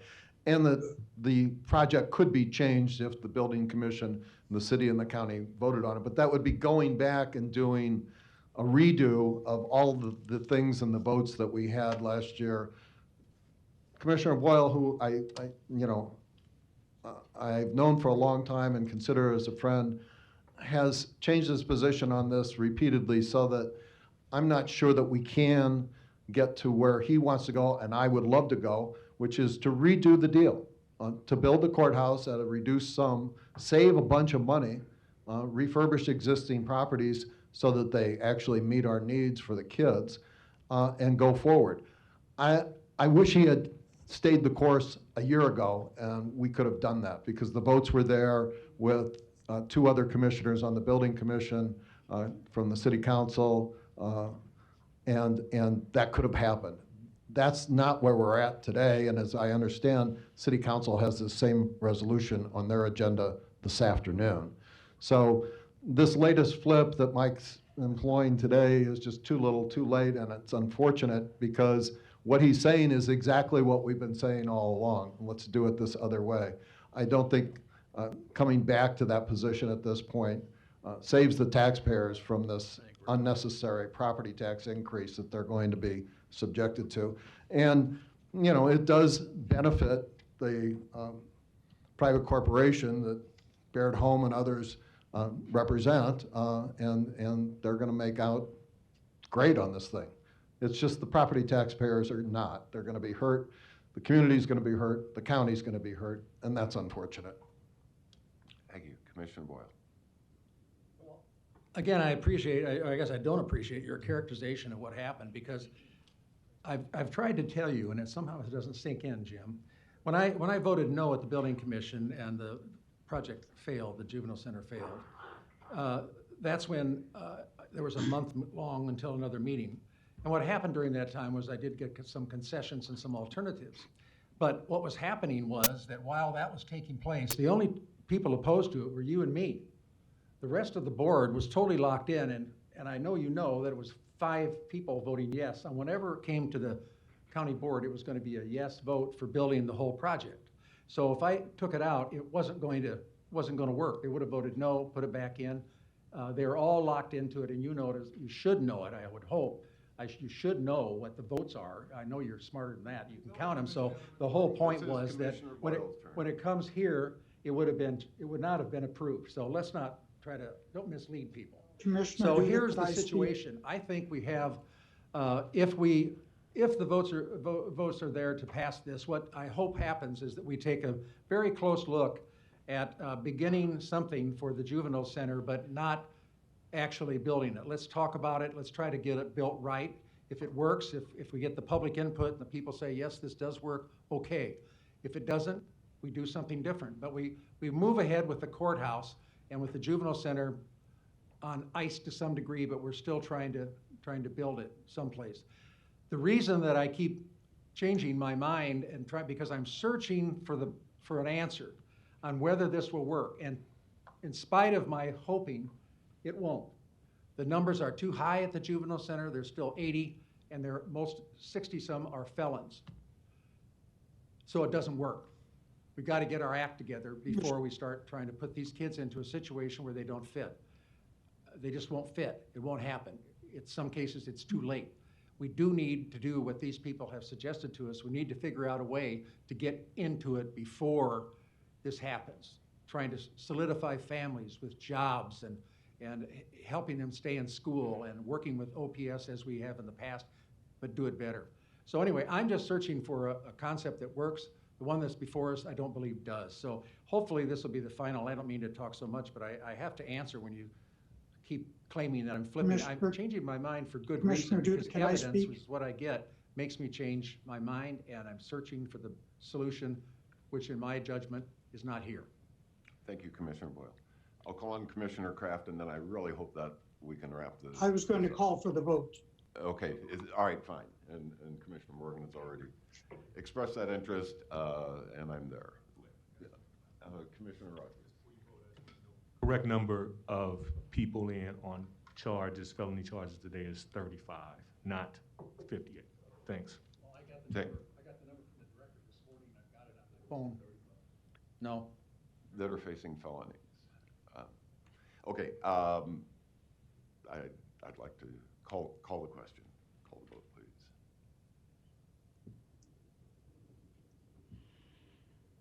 I vote yes.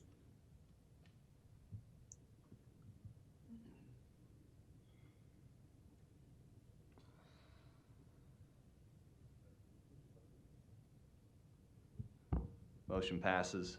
4 commissioners present voting yes, 1 telephonically voting yes, 2 commissioners voting no. Thank you. We also pulled from the consent agenda item C, resolution approving the revised current Blue Cross Blue Shield of Nebraska agreement to reduce administrative fees. Would somebody like to address this? We have a motion to approve item C and a second. Did anybody, I thought somebody wanted that pulled from the agenda. Commissioner Boyle, did you?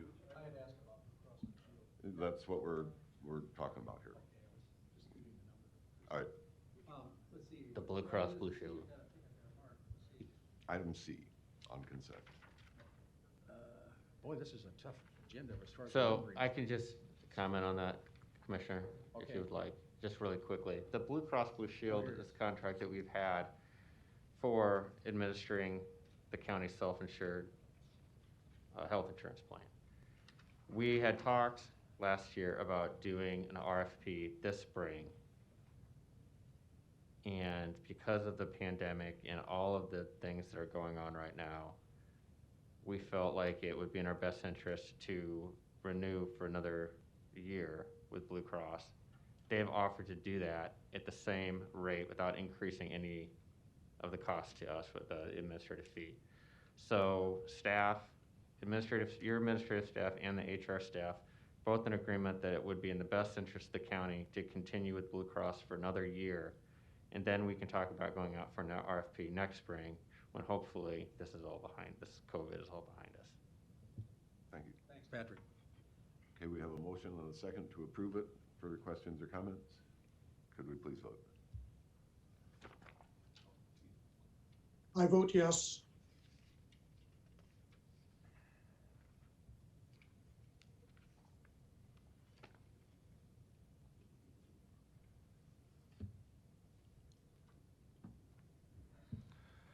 Motion passes 7-0, 6 voting in person, 1 via Zoom. Thank you. This brings us to recognition and proclamations. The first is recognizing a county employee retiring after 12 years of service at the Douglas County Health Center, Tim Holbrook. I don't know if any of these people are present this morning. We also have Sandra Van Osdal from the Health Center after 18 years of service. I don't believe either of them are present. And then one from the Treasurer's Office, Gwinnett Kugler. John, would you like to? Good morning, Mr. Ewing. Good morning, Commissioners. I wanted to take a moment and recognize Gwen Kugler. She was a 30-year employee for the county and an amazing employee with a great attitude and came to work every day and has had some health issues that in this environment really forced her to have to make this tough decision. But she was a proud public servant, and I'm very proud of the effort that she made as an employee. On another note, as you see, I might be having my hair a little longer than normal. Gwen actually found a picture of me in high school when I had my afro and had that pinned up on her wall and showed everybody who walked in the area. So she had a sense of humor too.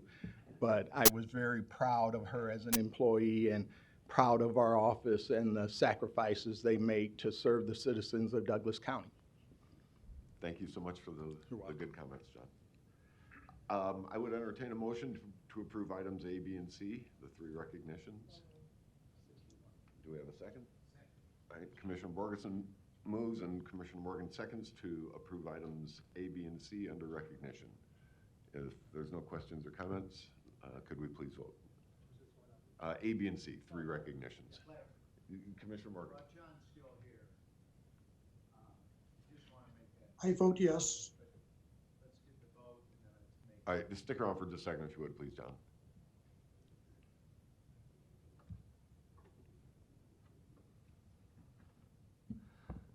Motion passes. Commissioner Rogers did indicate he wanted his vote to appear as yes, but I believe because of our rules that he's not physically present. I'll just note in the minutes that he would have voted yes had he been present. But all commissioners voting yes, 5 present, 1 via Zoom. Thank you, and certainly we do extend our appreciation to these 3 retiring employees for their service. Item D is a resolution recognizing May. I'm sorry. Commissioner Morgan, part of personal privilege.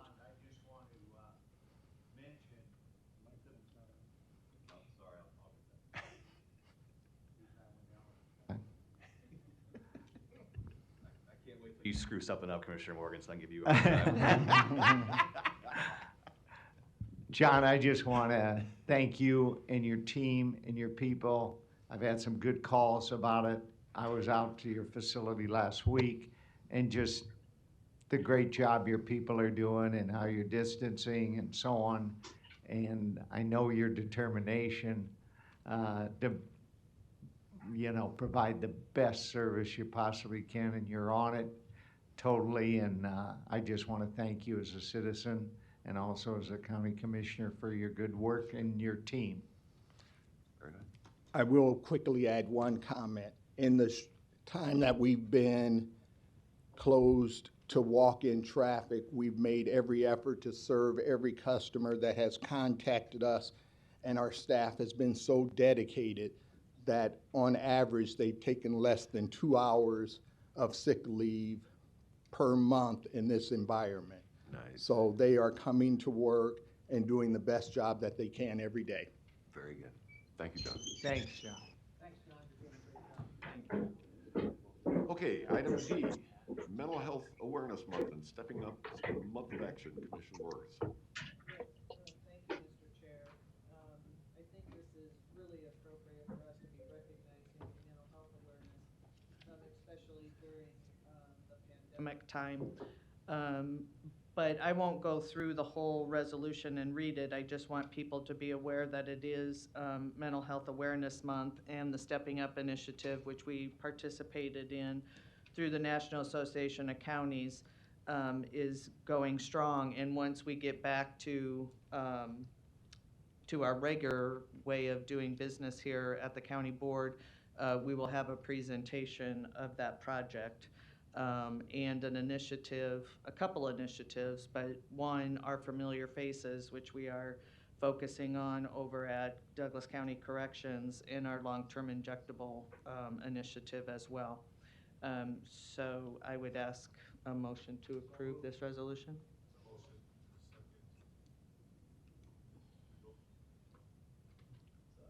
real quick, was the motion, who made the motion and second? I heard. Commissioner Boyle made the motion. Okay, then who was the second? I'll second it.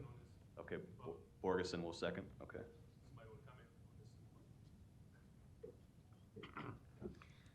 Larry Storr, 5015 Lafayette Avenue, Omaha, 68132.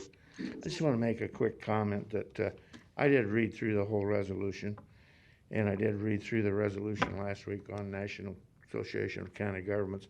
I just want to point out that in today's context, if we want to release a lot of the mentally ill patients from the jails and the prisons and the low-risk juvenile offenders, maybe you need to think about the building plans, because we're not going to need the space that you need now if we go along with all this and approve releasing people.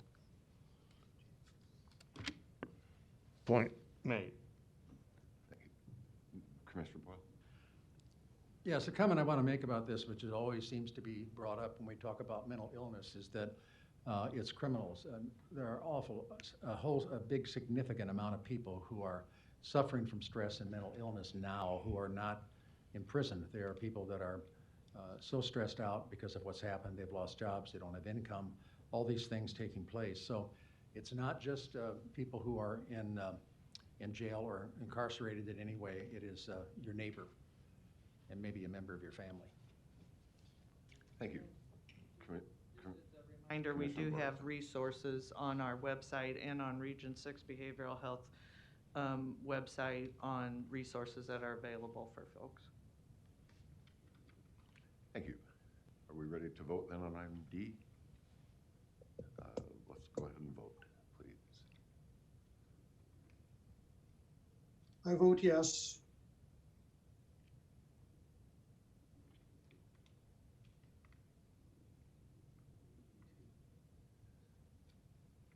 Motion passes 7-0, 6 voting yes in person, 1 via Zoom. Thank you. Item E, resolution congratulating Mr. Gene Haynes on being named the 2020 Omaha Sports Commission Dr. Jack Lewis Sportsperson of the Year, and on his retirement from the Omaha Public Schools, recognizing his more than 50 years of service and education. This is actually a combination of two things, because when I heard that Gene Haynes was going to be retiring, I said I wanted to recognize him. My daughters went to school while he was, of course, I went to North High, so I'm very, very proud of North High and everything that Mr. Haynes did for it. What an amazing guy. But then he also gets this honor as the Dr. Jack Lewis Sportsperson of the Year, and Commissioner Rogers wanted to recognize him for that. I said, well, I want to recognize him for his retirement, so we just doubled them up, so this is really a double recognition. Brother Gene was originally planning on joining us this morning and then decided probably not worth coming out here. And I'm glad, in light of how long the meeting's gone and everything, that he is not here. But I just gotta say, even before we get the motion, this is the most amazing guy, the most amazing educator I think I have ever met. He not only knows the name of every kid at North High, he knows who their sibling is, he knows what good things they've done, what bad things they've done. He is just amazing. I just have such a world of respect for him. And you talk about tough love. I mean, this guy is awesome. But everybody just loves him and respects him. And he's also a big guy. And so when he tells you to do something, you tend to listen. But I am so fond of Gene. He is absolutely going to be irreplaceable as the principal at North. He has done such wonderful things, not only for North High, but for North Omaha. Now, having said that, Commissioner Rogers. May I speak also? Yeah, we'll get your turn in a minute here, Mark. Thank you, Commissioner Dew. There's not much I can ask. I just wish him well in his retirement, in addition to everything you said about his school and his academic duties, his legend as a coach. I've just been blessed to know him for the last 30 years as a person, as a member of Salem Baptist Church. Couldn't think of a better honor. Thank you. Thank you. Commissioner Kraft. Yes, Claire, I've probably known Gene as long as you have. And he was great in more ways than just the school and his children. He was great in the community as a whole. My grandson, by the way, is a senior at North High School. And Gene has been wonderful. All I can say, Very good. it's a shame to lose him. Thank you. Yes, a real asset to the community indeed. Thank you. Commissioner Boyle. Well, I just want to say that when I was a very young person, I was working with a fellow named Welcome Bryant. And Welcome Bryant was a teacher in the Omaha public school system, and Bright had a PhD. It was just incredible. This was in 1961 or something like that. And he was black. And he was not allowed to teach anywhere but on the north side where there were black students. He was not allowed to go anywhere else. And he was, accepted it. He didn't like it. And so I worked for him, and it was a wonderful summer. He was a terrific guy. And so when I think of Gene Haynes, who I have met too on different occasions, as he's such a, God, he is a terrific guy, everything you've said. But it makes me think back to my good friend, Welcome Bryant, who was certainly qualified, but because of the rules in the public school system, he could not teach an all-white school. Thank you. Commissioner Kavanaugh. I'm glad we're kind of winding up on this high note. I think this is something that we can all get behind. Gene Haynes is the principal at North, where my son goes to school. And from the first day that they met, he remembered his name and calls me and him and I think an unending stream of people who have had children or gone to North High. Brother man, every time that I see him, he has a smile on his face. He is everywhere. When we passed the public safety bond in 2016 and we're installing the alert systems in the fire departments across the city and county, Gene Haynes brought an entire contingent of North High Viking kids to the fire station down the street to commemorate that as part of their civic engagement with the community.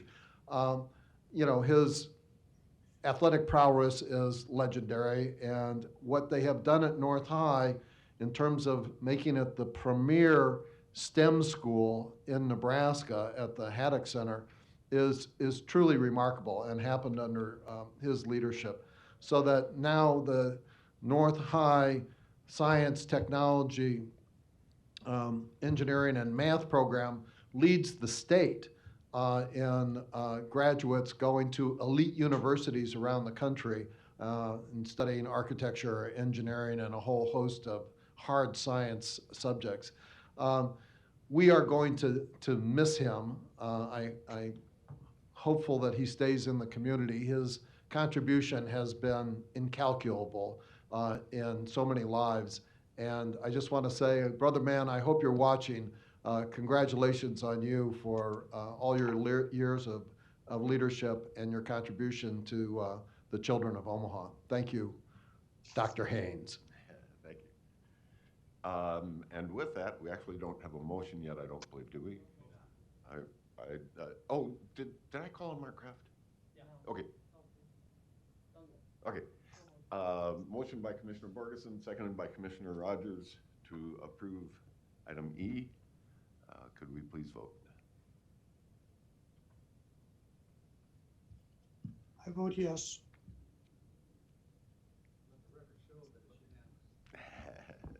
Oh, thank you, Commissioner Boyle. Well, 6 voting yes in person, 1 via Zoom. Thank you. Item F, resolution recognizing May as National Nurses Month, coming from Commissioner Borgeson. Thank you, Mr. Chair, and if I may, I'd like to read this resolution. Please do. Whereas registered nurses in the United States constitute our nation's largest healthcare profession, and whereas the depth and breadth of the registered nursing profession meets the different and emerging healthcare needs of the American population in a wide range of settings. And whereas the American Nurses Association, as the voice for registered nurses in this country, is working to chart a new course for a healthy nation that relies on increasing access to primary and preventive health care. And whereas a renewed emphasis on primary and preventive care will require better utilization of all our nation's registered nursing resources. And whereas professional nursing is an indispensable component of the safety and quality of care of hospitalized patients. And whereas the demand for registered nursing services will be greater than ever because of the aging of the American population, the continuing expansion of life-sustaining technologies, and the explosive growth of home health care services. And whereas more qualified registered nurses are needed in the future to meet the increasingly complex needs of the healthcare consumers in this community. And whereas the cost-effective, safe, and high-quality healthcare services provided by registered nurses will be an increasingly important component of the United States healthcare delivery system in the future. Along with the American Nurses Association, the Nebraska Nurses Association has declared May as Nurses Month with the theme, Nurses Month, You Make a Difference. A nod to nurses' sheer numbers, their unparalleled impact on health and health care, and an open invitation to #ThankANurse for enriching our lives and the world we live in. Now therefore be it resolved that this Board of County Commissioners, Douglas County, Nebraska, that this board does hereby recognize the month of May as National Nurses Month and request that all residents of Douglas County join in honoring the registered nurses who care for all of us and show our appreciation for the nation's nurses, not just during this month, but every opportunity throughout the year.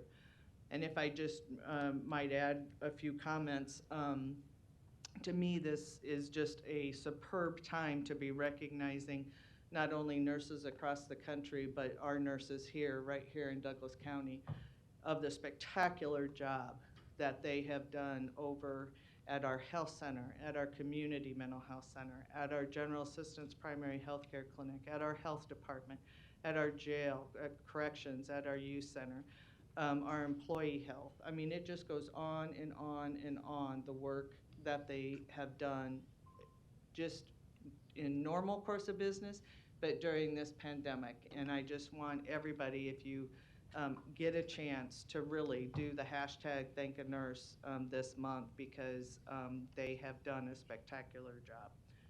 So, thank you. Thank you for that. Is that A motion to approve.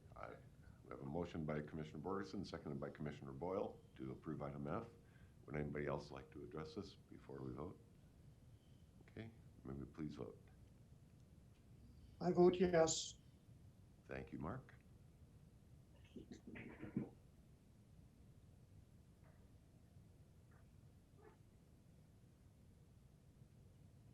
vote against. Motion passes 7-0, 6 in person, 1 virtually. Very good. We all like the nurses. It'd be tough to vote against nurses during a pandemic. Pretty stupid. Citizen comments. Would anybody like to address this board on any items that are not on the agenda? If so, this is your opportunity to do so. Good morning. Morning. My name is Will Timmons, 2464 Harney Street. I'm a service industry worker and a resident of District 1. Usually I don't attend these meetings because my work schedule generally prevents it. But today, I mean, kind of given the topics that we're discussing, I thought it'd be worthwhile and talk to them. Specifically, that would be item R on today's agenda, is what my concerns stem from. That would be the youth correctional facility and courthouse annex, as some of my fellow citizens somewhat callously refer to as the kids' jail.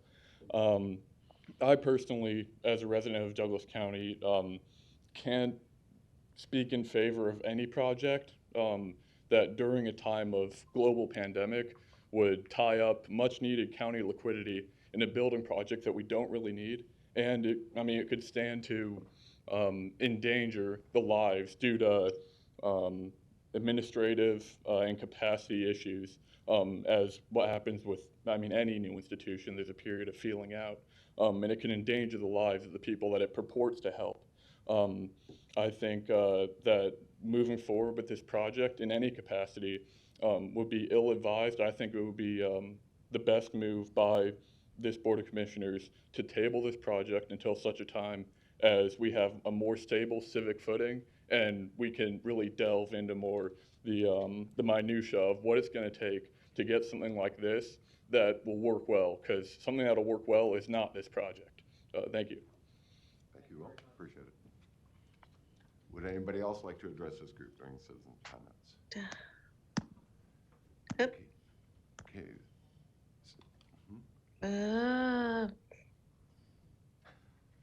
Is there someone trying to speak over the phone or through Zoom? Okay, Larry? Larry, the floor is yours. Larry Storer, 5015 Lafayette Avenue, Omaha 68132. I just want to say today that it does look like there's some progress being made in regards to the Open Meetings Act. We now have the copy of the act on the back wall instead of over there. But because of the governor's executive order, I think it was a week ago or 2 weeks ago, that more or less clarifies for us that the Open Meetings Act is more for the citizens than it is for the board or the city council, and that therefore certain things are not to I'll be try waived. to listen to this upstairs. That way I won't be bothering you. And I find Excuse it- me, Mr. Storer, Larry, for folks. One moment, please. Go ahead, Dan. Sorry, Mr. Storer. For folks who are participating either over the phone or through Zoom, can you please mute your phone or laptop?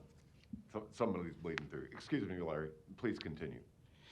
Just real quickly to the end, I did notice some other improvements that the passing the rules out at the desk before you come in, so that there's less confusion. Very good. But I did notice the rules were revised January. This wasn't started until recently, but it does help. Thank you. Thank you. Is there anybody else under citizen comments that would like to address this board on any items? Next on the agenda is a presentation and an emergency management update from Paul Johnson, our emergency management director. Good morning, Paul. All quiet in the corner of the world? Good morning. Yes, Paul Johnson, Director of the Douglas County Emergency Management Agency. And Oh, I don't know how to do this. Commissioner Borgeson, if I may, or Mr. Chair, did you say, or did someone say they thought there was someone who wanted to participate? Okay, all right. I didn't know if that was perhaps the person we're, Yeah, we're anyway. still getting a little feedback. Competing. Excuse me, Paul. anyway, I'm responding to a request back before COVID started, actually, to give a report on the flooding potential in Douglas County. Well, yesterday was the last day of the Army Corps of Engineers conference calls regarding the flooding. So I'm here to report that the flood risk is minimal to non-existent right now, and that we're on to a different disaster. So. On our farm, we're still doing a whole bunch of flood cleanup before I know, we can a lot of plant, people so are. Not everybody has moved on to the next No, chapter we've got, yet. both projects are going on simultaneously. Okay, Commissioner Boyle. Paul, thanks a lot. I know this has been planned for quite a while, but I wanted to ask. Are people, citizens able to use the Elkhorn and other rivers for floating, or is any of that still closed? Is that open? Yeah, the NRD has not released Okay.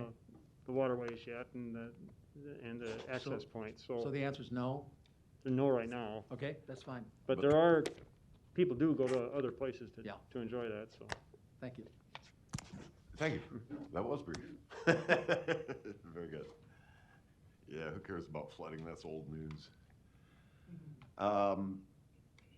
Okay, we now have a couple of public hearings. The first is a public hearing and resolution providing public approval for issuance by Hospital Authority Number 2 of Douglas County of revenue bonds for the benefit of Children's Hospital and Medical Center. We have Joe Vanderveen from QTAC Rock here today. This is a public hearing. Would anybody like to address this issue during this public hearing? Did you have anything you wanted to say, Joel? Okay. Go ahead unless you have questions. We've done it before. Anybody have any questions? All right, then I will close the public hearing. Motion and a second to approve the revenue bonds for Children's Hospital and Medical Center. May we please vote? Motion by Boyle, second by Borgeson. Correct. Okay. And I vote yes.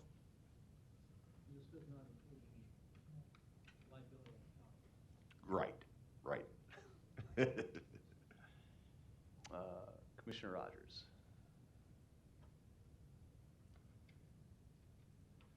Okay, motion passes, 5 voting yes, in present, 1 voting yes virtually, and Commissioner Kavanaugh is not present. Very good. Nice job, Joel. We will have our second public hearing now. This one concerns forming the boundaries of Road Improvement District Number 1 of Douglas County, and cause the legal question to be submitted to the voters of such proposed district in a special election, as well as the election of 3 members of a board of trustees for said district. And Elizabeth O'Connor, the county attorney's office, is the point person, although I don't see her here. Is there anybody present that would like to address this group during this public hearing? This is not a usual move for us, rather unusual, to consider creating such a road improvement district. Commissioner Boyle. I'd like to ask if there, how this thing works, I guess. I'd like to ask if there's any financial liability or any other form of liability on the county if this is passed by the residents of that district. Teresa, do you have an answer? Well, this is Dan Walsh. I don't know if that Commissioner Boyle's question was directed. Go ahead, Dan. To somebody else. Go ahead, Dan. My name is Daniel D. Walsh. I'm an attorney representing the petitioners, Robert and Gail Krejci and Charles and Rosemary Fortina. They reside in the Hidden Hills subdivision in Douglas County, Nebraska.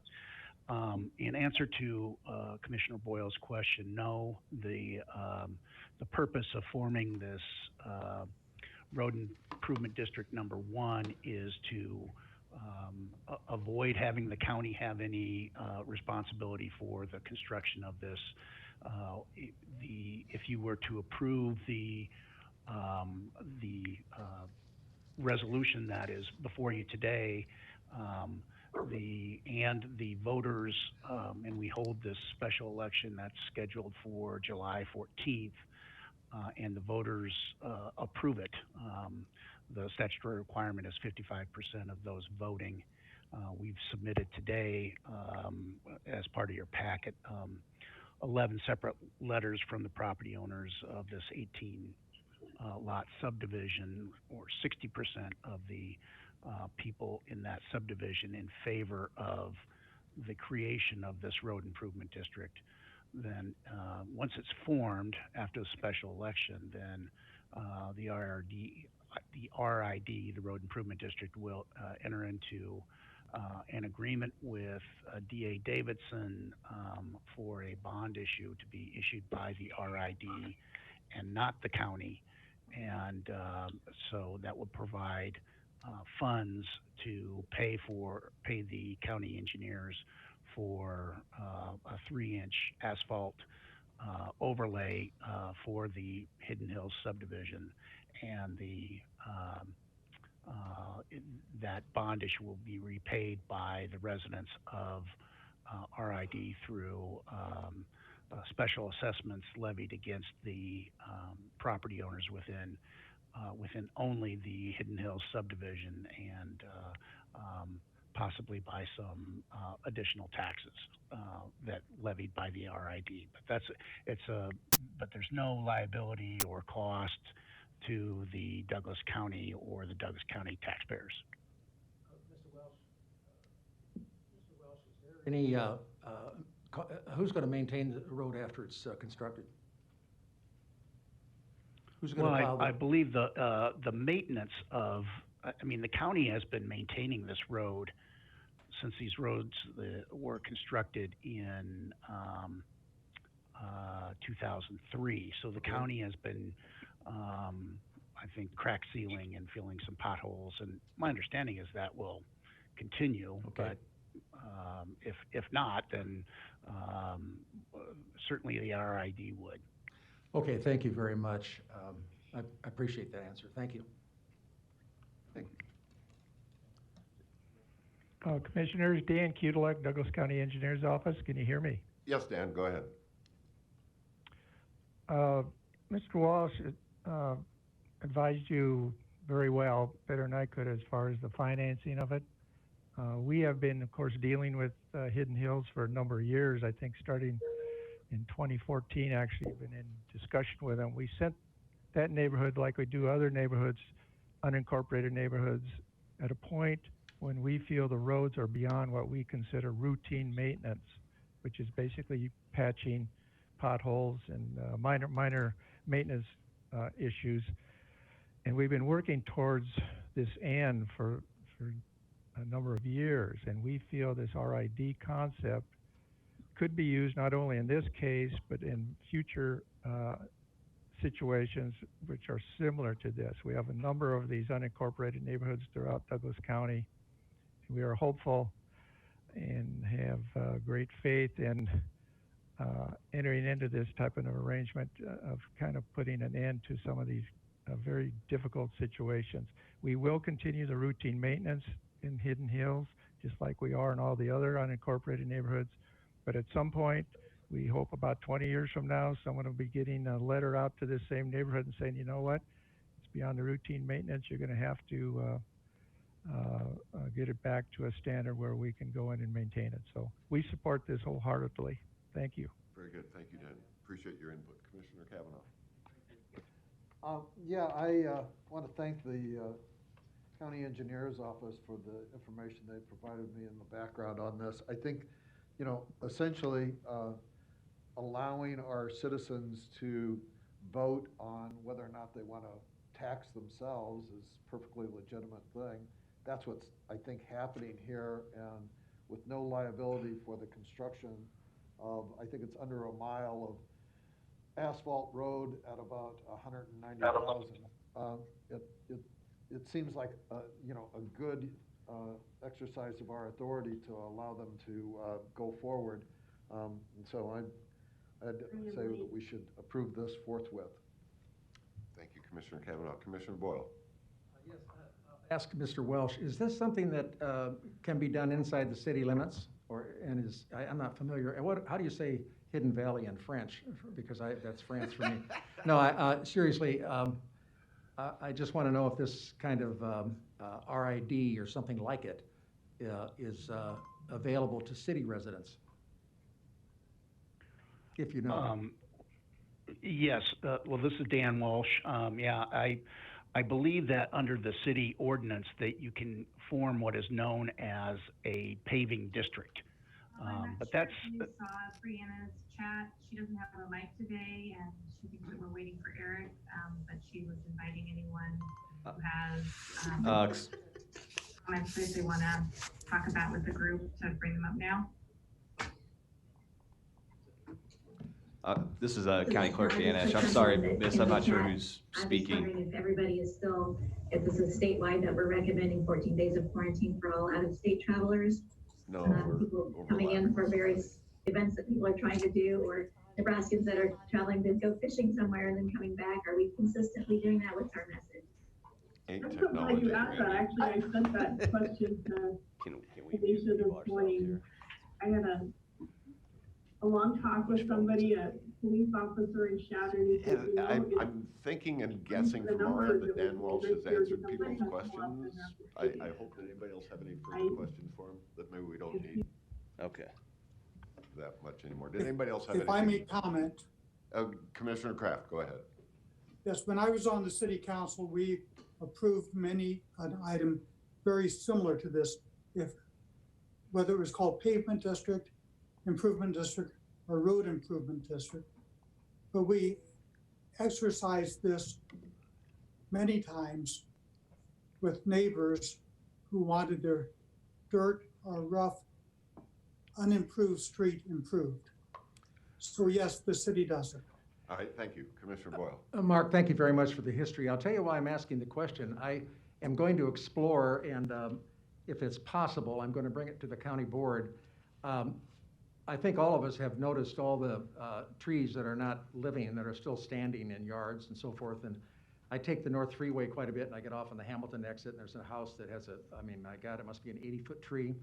Out west, out in Harvey Oaks, there's some dead trees as well. What I'm thinking about proposing is a way, some kind of a mimicking the RID and the paving district, and put on the ballot for neighborhoods or maybe the whole county to vote for a true tree removal fee, so that, because these trees are several times, they're like $2,000 and $3,000 to remove some of the big ones, which is a real burden for a homeowner in many cases. So I'm going to explore that and see if we can put that on the ballot. And I think it might be something that homeowners would like, to be able to get rid of those trees and pay it off over a period of time. So I'll look into that and make a presentation to the board. Thank you all very much. Thank you for that, Commissioner Boyle.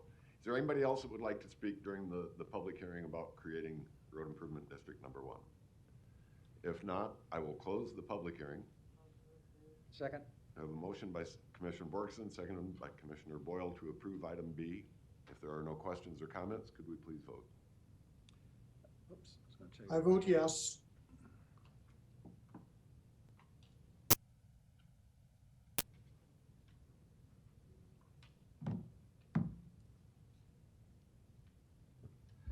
Motion passes 7-0, 6 voting in person, 1 virtually.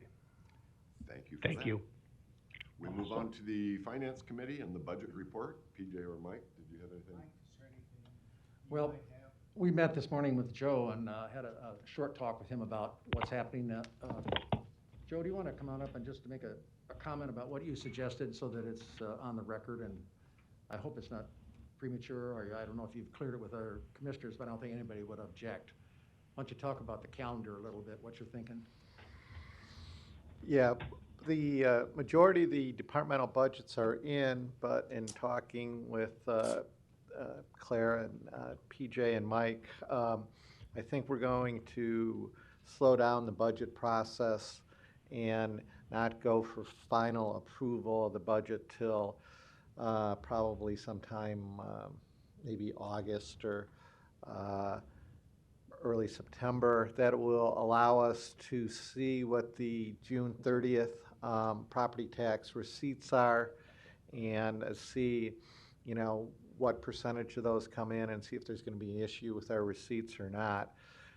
And so given that we're kind of not going to approve the budget till later in the year, but people, I've been reading their budget submissions, certain people, departments, I have been asking for incremental headcounts and things like that. So we had a discussion today that we would request all departments to put the, except for, of course, corrections, the health center, the youth center, where people are put up on a 24/7 basis, and we really need people, is to put kind of a hold on hiring new people at this time until the budgets can be approved.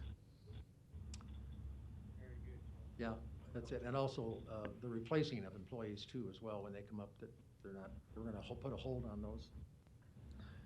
I don't, Okay, did we we'll look talk into about that specifically? But if, Yeah, I think we did. okay. Okay. Yeah, that's good. I appreciate that very much. And then, yeah, there are some questions about the revenue coming in. We need to make sure that the revenue's there. Right, which is important, and we'll know that, you know, because the second round of the property tax proceeds are due July 30th, and so that'll give us a feel, a real good feel of how we want to approach the budget and what we're able to do, and like I said before, how much we have to button down the hatches given the current situation. I hope this fits into the finances. I think it does. But we talked this morning about the federal funds that are coming in, and I'm not going to get into any great detail because I really can't. But what I'd like to say is that we talked about having public hearings I did around the city. People are asking me if we can fix chuck holes, if we can, you know, do all sorts of things which are not permitted under this under the legislation. I think I'd like to have a public hearing so people understand what this money can go for, and give a better explanation of what the money that we're receiving from the federal government, what uses are allowed, and so the public is better informed, because many of us are not totally informed, except I have an idea what they could be used for. So I think we ought to be making that available to the public at some public meetings in the evening and around the city and around the county. And it's my understanding we're going to have a much deeper discussion on what the CARES Act funds and how that process is going to work on our next meeting on the 19th. Correct. Yep. So we'll bring that out, but we'll involve the public. I think, at least for me, I've been hearing things. I think we need to have some, I'm sure others have as well. We need to have some people ask questions, and we'll try our best to answer them. Thank you, Joe. Okay, thank you. Thank you, Joe. Commissioner Kavanaugh. I think it's pretty clear that we'll have a revenue downturn as a result of the bottom falling out of the economy. Everybody in government seems to be in that same boat. How soon will we know what that's going to be? Well, I checked about a week ago, and as of then, we had a $3 million higher balance than a year ago in our general fund, as the March 30th tax proceeds came in strong. So we haven't seen it as yet. And so really the next key date for us is this July 30th date, when the second round of this year's property taxes come in. So that's really the key date for us now. So we'll know by the end of July, and that's why we really moved back the budget approval process to more of an August timeframe. So we'll know how to react to the receipts. That's great. And maybe we should have brought this up when the treasurer was here, but on a month-by-month basis, we have people paying their taxes. Is there any way to get a month-by-month comparison to a year ago versus now? Yeah, like I say, when I compared it to date, it's $3 million higher, and they pay it month by month, but they pay that essentially into the escrow agent, and then the escrow agent, right before the property tax proceeds, will remit that whole 6-month period. So in terms of our receipts, it's we aren't getting month by month. So and at the current time, we're doing as well, if not better than to be expected. But how the economy comes back in the next 2 months, I think will impact the July 30th payment, and it's really hard. I don't think anybody knows exactly what's going to happen. You have some people saying it's going to bounce back. Other people say it's not going to be another Great Depression, and I'm certainly not in a position to think I know how it's really going to come back. So that's why we just have to wait and see. And I appreciate that on the property tax revenues. There are other revenue streams that we employ that are not escrowed like that come in on a month-by-month basis. Is there any way to calculate those on a more than semi-annual basis? We can look at them. Like I say, those funds come back into the general fund, and as of last Friday, the general fund was $3 million higher than a year ago. So far we've been holding up. How long that lasts, today we're in good shape. Where we're going to be at July 30th, it's really hard to say. Yeah, I think that everybody's anticipating it's not going to be a great year. So the question that I would have, and this would be probably for Commissioner Morgan and Boyle, is could we return to holding actual Finance Committee budget hearings on departments and elected offices as we did in years gone by, but have been, for whatever reason, discontinued? This is going to be a crisis year financially for us. Could we go back to holding actual regular Finance Committee hearings like every other governmental entity, I think, does, that I'm familiar with, so that we can anticipate the impact of this, what's going to probably be a very bad fiscal year for us? Could we have hearings again on departments and elected officials by the Finance Committee so we could hear budgets publicly? Well, we do hear them, but, at our meetings, those are public. Did you want me to answer? Public hearings. Did you want me to answer or not? Public hearings, BJ. I'm not sure we're going to have those. I want to correct a couple things. First of all, people do not pay their property taxes on any monthly basis, just as you said. You might pay it into escrow. Secondly, on property taxes, which Commissioner Kavanaugh is our main source of revenue, the fact is, if they're not paid, you're paying interest at 12 to 14%. The second part of that is the mortgage company on your home loan is gonna be contacting you if you're not paying your property taxes.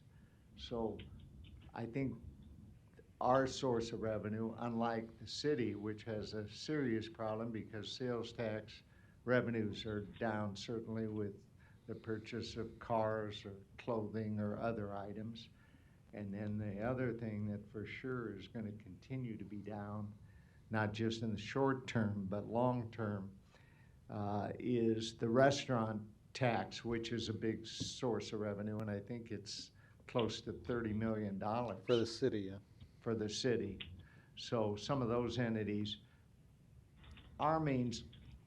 totally our main source of revenue, 90-some% is property taxes.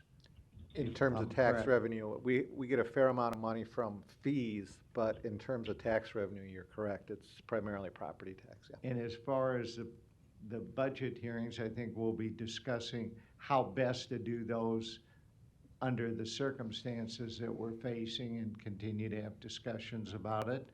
And I think we're gonna be asking everyone to hold the line. And I think the other thing is that hiring of new employees that might leave. I think those are the three entities that will look at replacement, but I think we're gonna talk about pretty much holding the line on new employees in the other departments at this time, for Yes. sure. Commissioner? Isn't that, Commissioner Boyle, your understanding? Yes, it is. Can I clarify one thing? We would have to look at also the other 24-hour operations, which are 911 and sheriff, as far as hiring freeze, because I don't know. Yeah, and I don't wanna necessarily call it a freeze, but a holding. It's a hold. A hold. So that would, yeah, we'll have to talk about how that would Yes. work. Yeah, we're worried about semantics because we still are always looking for corrections officers. We're always looking for nurses at the health center. So we don't want to say we have a hiring freeze, but the new positions that are being proposed in next year's budget, the fact that we are going to be a little bit slow this year in getting the budget out relative to where years ago we used to do it in August and September all the time. That was the norm. And then we got on a path of trying to do it in June before the year actually begins, let people know what their budget is before their year begins. And I think it's a great habit, and I'm very pleased that we do that, but this year, because of a variety of uncertainties and circumstances, our budget's gonna be a little bit late. So in light of that, these new proposed positions, please don't fill them until the board has an opportunity to figure out whether or not we're putting them in the budget. Right, and doing it in August will really, then we'll know what the July 30th payments are, and that's gonna drive a lot of decisions for the budget. Thank you. Okay. Okay. I'm not aware of legislative issues. Do we have need of exec session? We do. We have labor negotiations, personnel, and litigation. Labor, personnel, litigation. Okay, I would entertain a motion to go in. That is a motion and a second to go into executive session for purposes of discussing labor, personnel, and litigation. Questions or comments to the motion? Motion by Commissioner Boyle, second by Commissioner Morgan. And again, I will tell the public the only action that this board will take after we come out of executive session will be to adjourn. There is no more further public action to be taken today.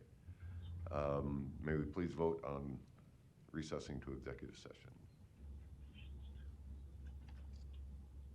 for labor, personnel, and litigation. Okay, sure.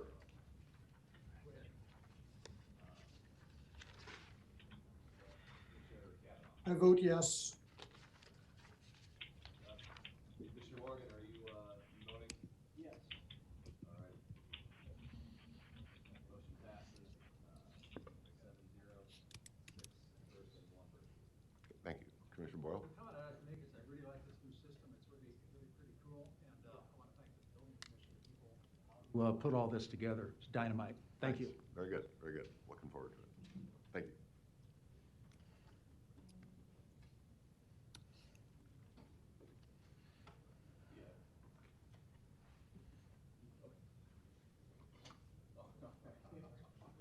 I'm going back there.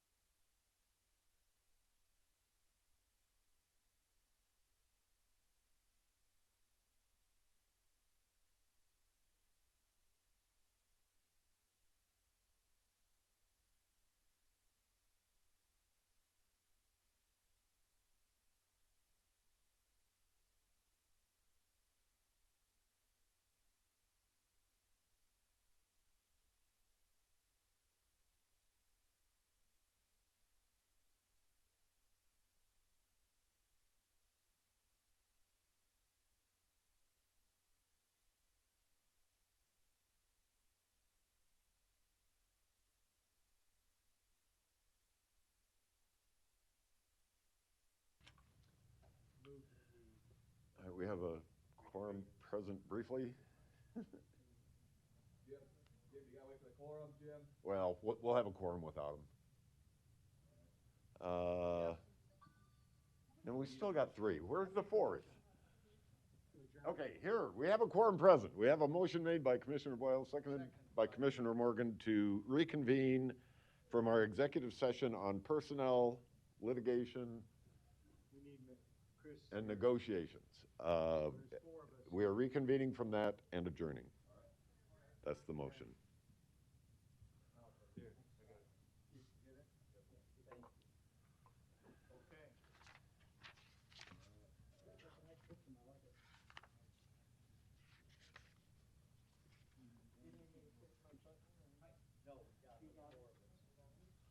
Who needs you, Marianne?